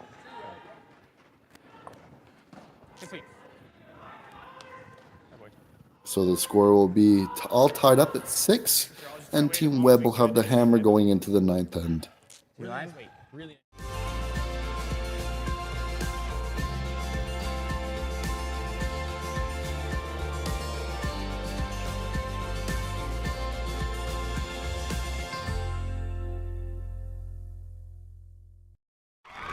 Need extra space? We rock at storage. Try 4 weeks free at a location near you. Sentinel Storage, proudly Canadian and proud sponsor of the Alberta Scotties Tournament of Hearts.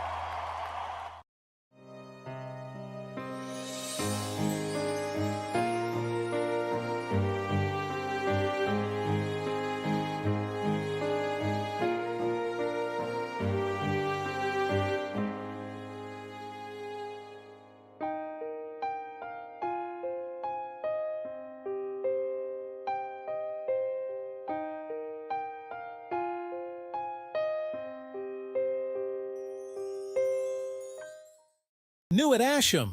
Whether you're in the hack or kicking back, live it in style in the new Throwin' Stones line exclusively by Asham. Curling is more than a sport, it's a lifestyle. Check out our website at asham.com. Curling Alberta's 50-50 supports grassroots curling with a jackpot of at least $100,000. I know! Brace yourself. Join us aged 18 plus in nurturing these future curling stars. Support grassroots curling with Curling Alberta. I don't remember a time when curling wasn't a part of my life. When I wasn't putting in the sweat and hard work to be the best that I can be. Clocking in the time, the effort to practice day in, day out. Curling is more than just a game. It's a family, a community. And when it's time to play, I know I'll be ready. Hardline, supporting hundreds of our next generation. Thank you to the local Platinum and Gold sponsors, Sniper, 24/7 Compression, Quadra, Octane Controls Limited, Ascend, Wild Hate Oilfield Services Limited, Stitch and Print, and Sound Scaffolding. I was late. I missed it. Welcome back, everybody, to Draw 6 on this Friday morning out of Hinton, Alberta. Before we get into this end, I just wanted to call out a few of the key people in making this event possible. From Curling Alberta, we have Mike Latteroux, who's the on-site coordinator, and Brittany Anderson, who's the lead coordinator for championships across Alberta. And then, of course, I want to give an extended big thank you to Sherry French, who's the host chair that is coordinating all of the activities up in Hinton, Alberta. So thank you to yourselves and all the other volunteers that are absolutely critical to making an event like this possible. I also want to make note that we got an update. The resolution on that hogline violation was that the umpires did feel there was a retouch of the handle, resulting in a hogline violation, which is why the play was left standing as it was. If we take a quick peek at other sheets, we have Ryan Parent taking another 2 against Dunbar to be up 8-5 after 8 ends. Dylan Vavrick stole one on Tau to go up 5-4 after 8 ends. And then again here on our sheet, we had that big 2, chance for 3, which has evened up the score after 8. Good sweep, boys. Good sweep, bud. Well, 4 rocks in. Would you say this is looking a little bit more aggressive again? I think so. Team Webb electing to come around with that second one and play to the center rather than a corner guard or playing to the other wing. I think they're leading towards a more aggressive end, but we could see them bail early and blank if they have to retain the hammer. Yeah, this is one of those fun ones where you wait out 6 rocks to decide whether 2 or 0 is where you're heading. Mike!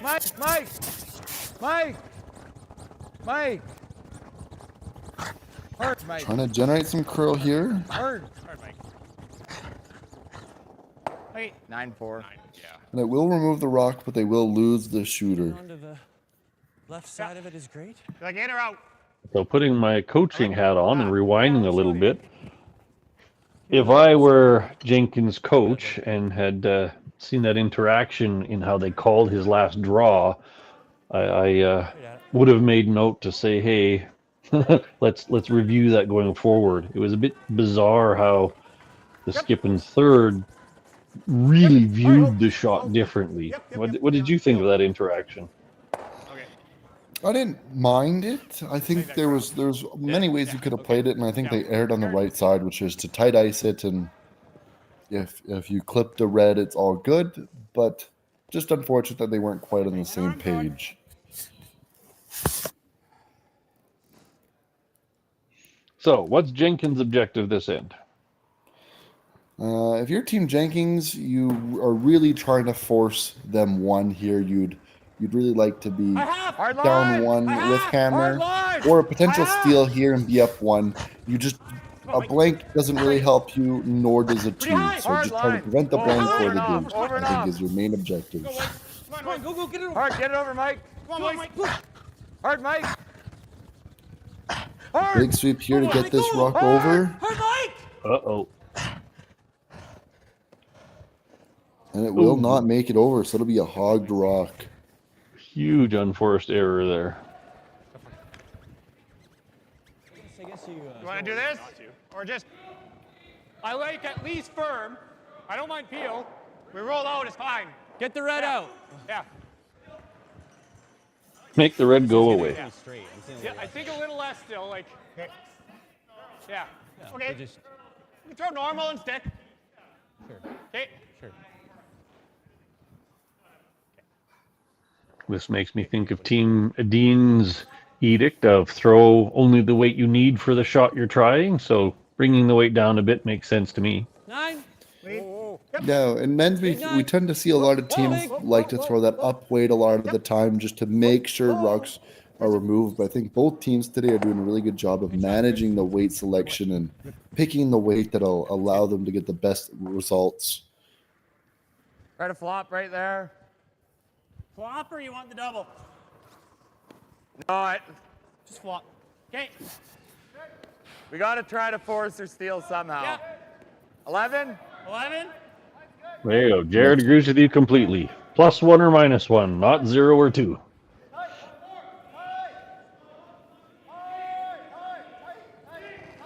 So just trying the hidden flop here, trying to get frozen to that center line yellow. Yes! Whoa, yep. 11! Yes! Yep. Clean! Whoa. Clean! Yep. Whoa. Kyle. Got to generate some curl late here. Go. And just needed it to curl a little bit more, so they won't quite get the roll they'd like. And Team Webb will be able to remove that rock and sit 2 as long as they stick around. Okay, normal. Yeah.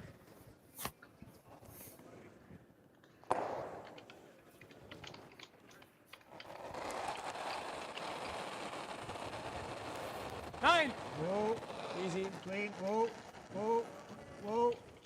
Chris. Hard for nose. Hard for nose. Hard to hang. And that'll be a nice shot there by Team Webb, rolling all the way over to the wing, but still being in play. So it'll be 2 yellow stones. Okay. You got it, Benny. And Jenkins trying to roll to the wing now under that yellow. You like that for 11? Yeah. Okay. So you really had 2 ways you could approach this. You could roll under into the 4-foot or roll under out to the wing. They're fairly flat. 11. Yep. Just. Whoa. Clean. 11. Whoa. Clean. Whoa. Kyle. Whoa. Mike. Hard, Mike. Hard roll. Yep. Got to keep rolling. Got to keep it going. And just a little bit of an underroll, but still a really good spot there. High side, yep. Sorry, buddy. Team Webb gonna hit their yellow into the red, and if they lose a couple, it's all good, and they'll keep the rings pretty clear now as they can go for the blank. I'm a bit intrigued by this choice of turn. That would suggest to me that they don't have a comfortable read on the inside out hit, because clearly they're going to lose their shooter. Holy smokes. And they'll make it about as thin as they could have. 11. And Now Jared's this just end gonna is hidden stick. quickly devolving. Yeah. Quickly becoming a future blanked end. Jenkins has done Team Jenkins has done a good job of implementing their plan up to this point, and now, unfortunately, they are looking at giving up the blank. So nose for now. Hopefully he noses. Yeah, unfortunately, that hogged rock really came and cost them a lot of momentum this end, as they just 11. couldn't get anything building after that moment. Oh, green. Yep. Oh, green. Yep. Oh, whoa. Green. Throw. Oh, jeez. Come on. Like, don't you think we got Things are looking pretty simple. Changing rocks. Quick call out the 50-50. It's currently already up to $2,000. So again, I encourage people to participate. Take your chances at a big vacation fund, while at the same time helping out curling in Hinton and across the province.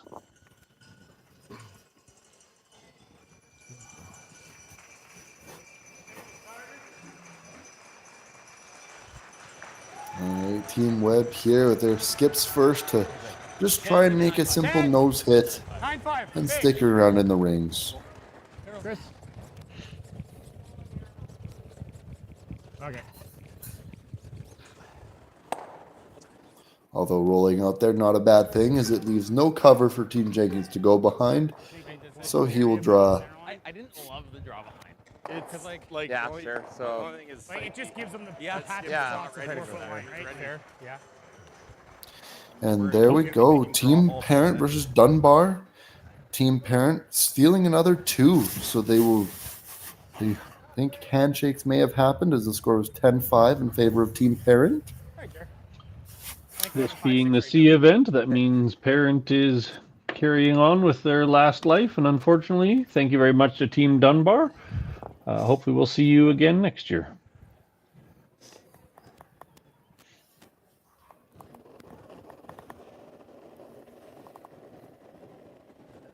Jenkins just electing to put one in the 4-foot to make the roll out as long as possible. Top post. You sure?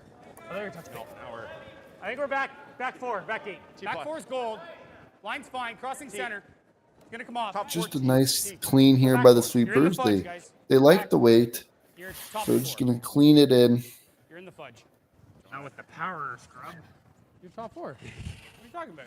Go on. And there we go. So Team Webb will hit this rock, and it'll be a blank attempt, as they will try and roll out of the rings and retain hammer. Let's go. This is smooth here.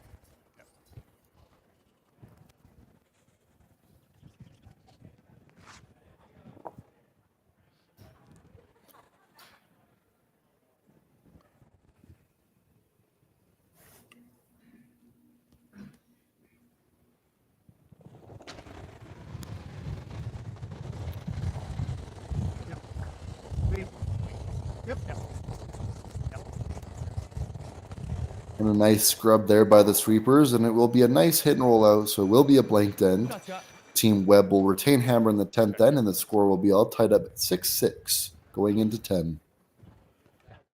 Curling Alberta presents the 2024 Boston Pizza Cup, presented by Best Western Hotels and Resorts. Brought to you by Boston Pizza, dedicated to establishing strong relationships with the community and supporting local sports. By Best Western Hotels and Resorts, a curler's home away from home. By Curling Alberta, spreading the power of sport through curling and inspiring the curlers of today and tomorrow. By the Hinton Curling Club and the local hosting committee. By the town of Hinton, a community of opportunity. By the dedicated local sponsors. And produced by Curling Stadium to bring the excitement to you. So you're a pizza person, but you're married to a wing person, and your kids are salad people? You can't pick your fam, but with over 50 menu items to choose from, you can make them all happy. Order today and enjoy Boston Pizza at home. Everything I've worked for, everything I've sacrificed, has led to this. It's out of your hands now. All the gold medals in the world can't help you now. You could throw the perfect rock and still miss, but it just takes one. You leave it all out there on the ice to leave behind a legacy. New at Asham. Take your game to the next level with the Gushu Ultra Light. Equipped with our world-famous rotator disc system that attaches by Velcro, quickly and easily upgrade and replace your sliding platform. Check out our website at asham.com.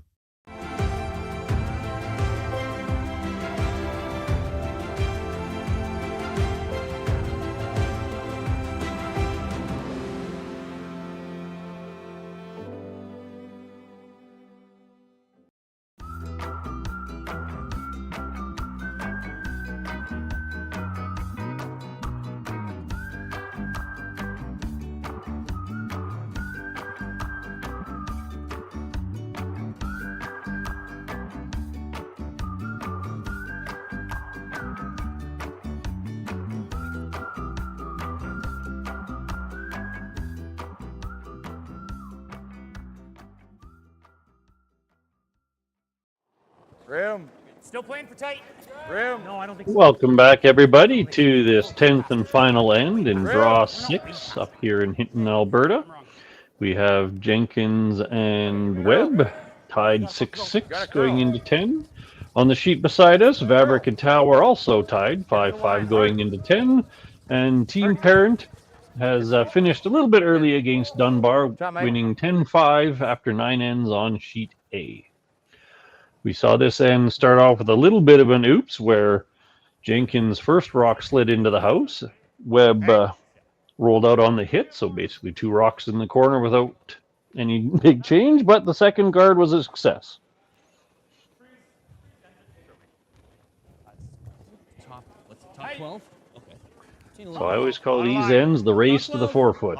Get a guard and see who can outdo the other in positioning the 4-foot. Really got to curl. You may at some point see Webb get rid of the guard because of the fact that they weren't able to put up 2 guards. What's your thoughts? Yeah, I think this end is all about rock positioning for both teams. Team Jenkins really had to put their rocks in the good spots to try and steal the win, and Team Webb just got to try and keep it clean, but also being mindful that Team Jenkins is going to throw everything they have in this end and try and get that steal. So can't be too frivolous with the hits and got to keep the rocks in good spots while also trying to keep it as clean as they can. To your point, this is going to be probably a guard peel for a few, barring any profound, huge shot. Line's good. There. Take a look. Yeah, we could see some peel train action. Looks over. It's over. Just over. Oh. That's it. R. Between the R. Trying to get this rock to come to a stop here on the center line. Sorry, Kyle. Good throw. And they'll do a nice job of that.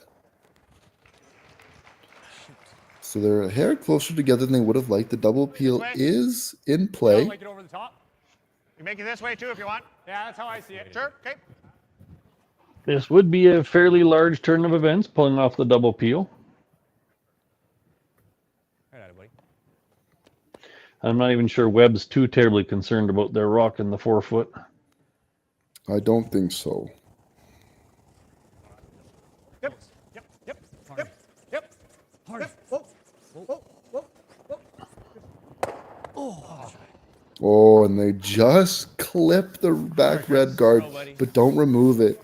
That's about as close as you could get without removing it. If I don't brush it. But nice job clearing the top one. Brush is 2 feet higher, which means I can throw 6 feet less, and you guys can still put it on the tee. Rinse and repeat. Here comes another guard.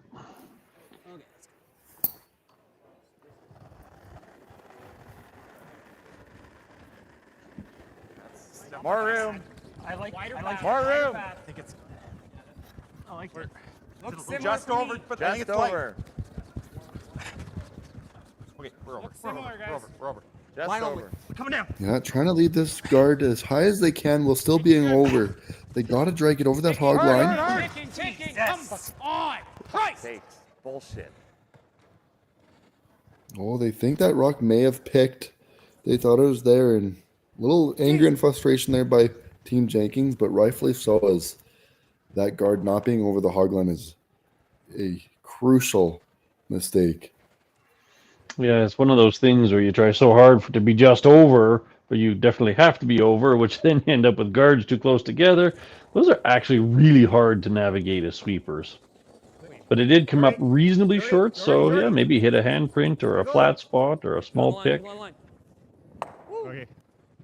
And a nice peel there by Team Webb, and Team Webb has got a good handle on this end now, and Team Jenkins on their last legs need a good guard here.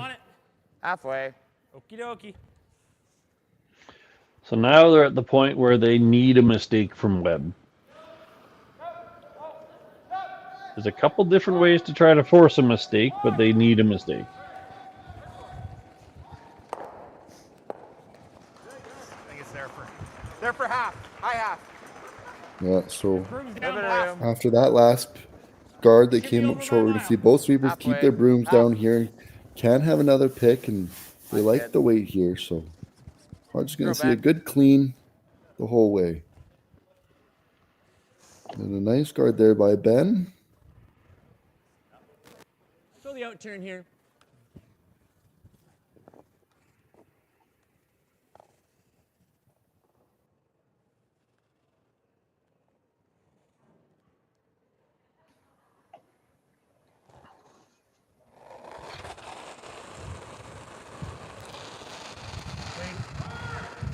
And here we go for just another peel attempt from Team Webb. And a beautiful peel there. Jenkins pretty much has no choice but to keep trying with guards for, I would say, one if not two more for sure. Yeah, I think you're going to at least skip stones for sure. Maybe even your first one might be a guard, depending on if you think Webb will peel on his first or come in. One final call out to all the viewers that are watching this morning. Thank you very much for joining us. And we have a few more minutes for somebody to volunteer their opinion on the turning point or best player or anything that really stood out as a pivotal aspect of the game to them, so that we can award the Boston Pizza $50 gift card to whoever is chosen to be called player of the game.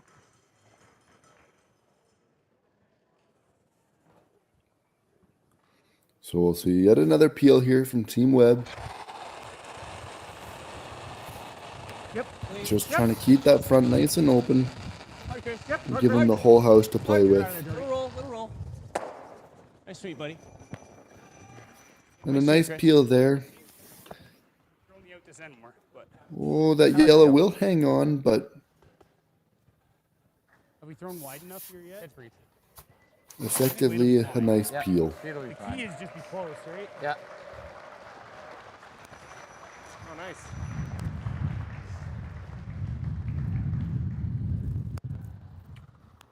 Good job, guys. Same weight I gave you last time?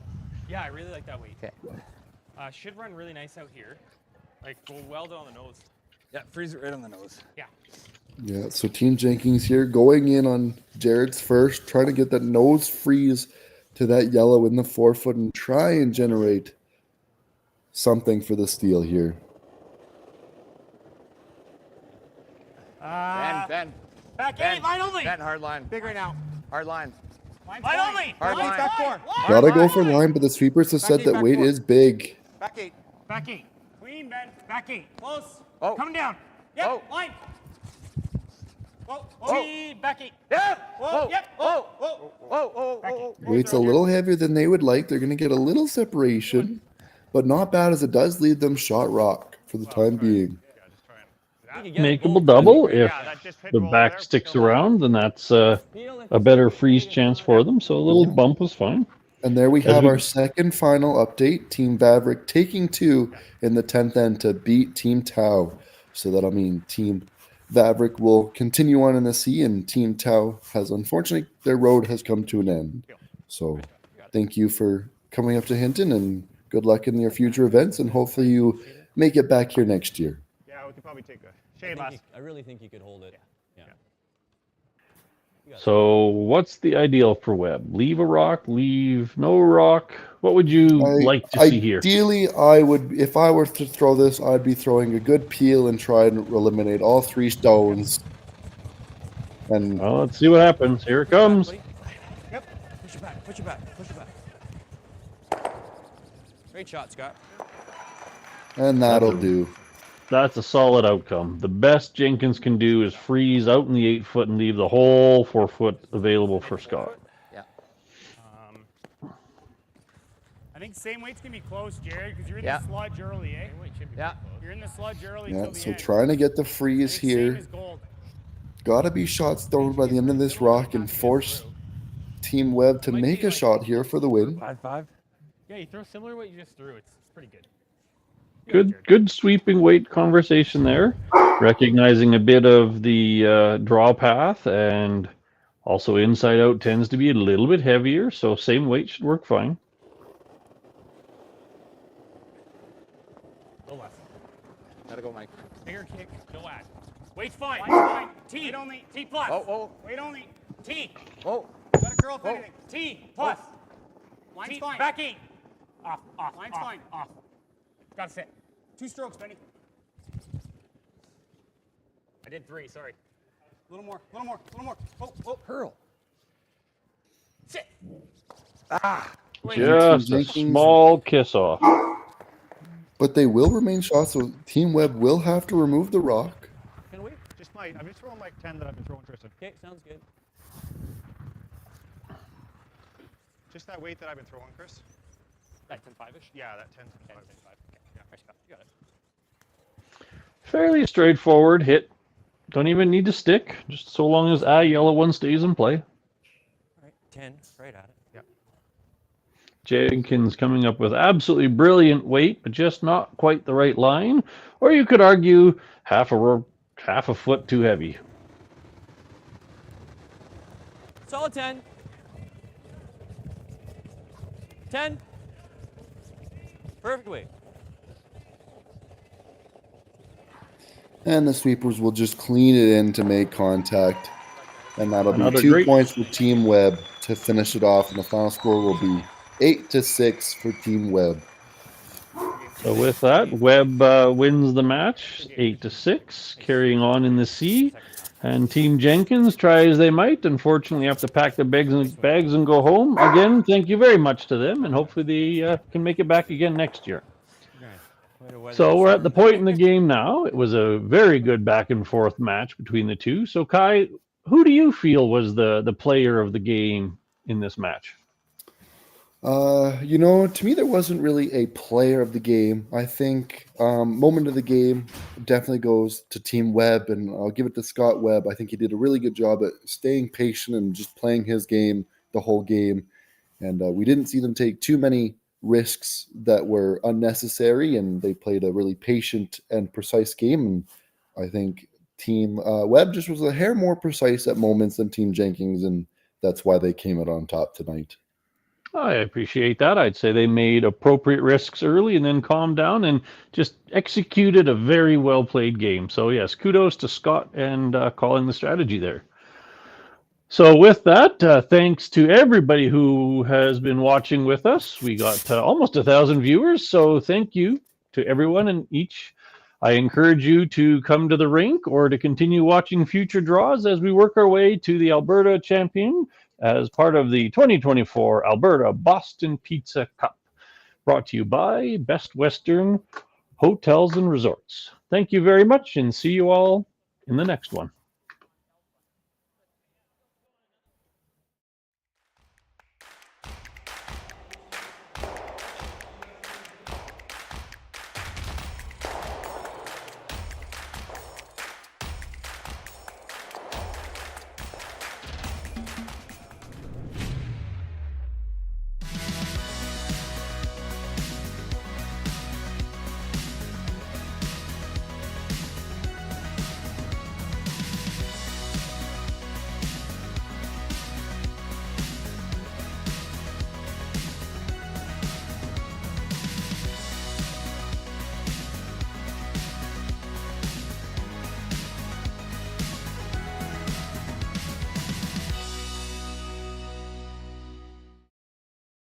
So you're a pizza person, but you're married to a wing person, and your kids are salad people?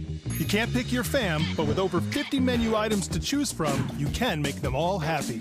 Order today and enjoy Boston Pizza at home. Need extra space? We rock at storage. Try 4 weeks free at a location near you. Sentinel Storage, proudly Canadian and proud sponsor of the Alberta Scotties Tournament of Hearts.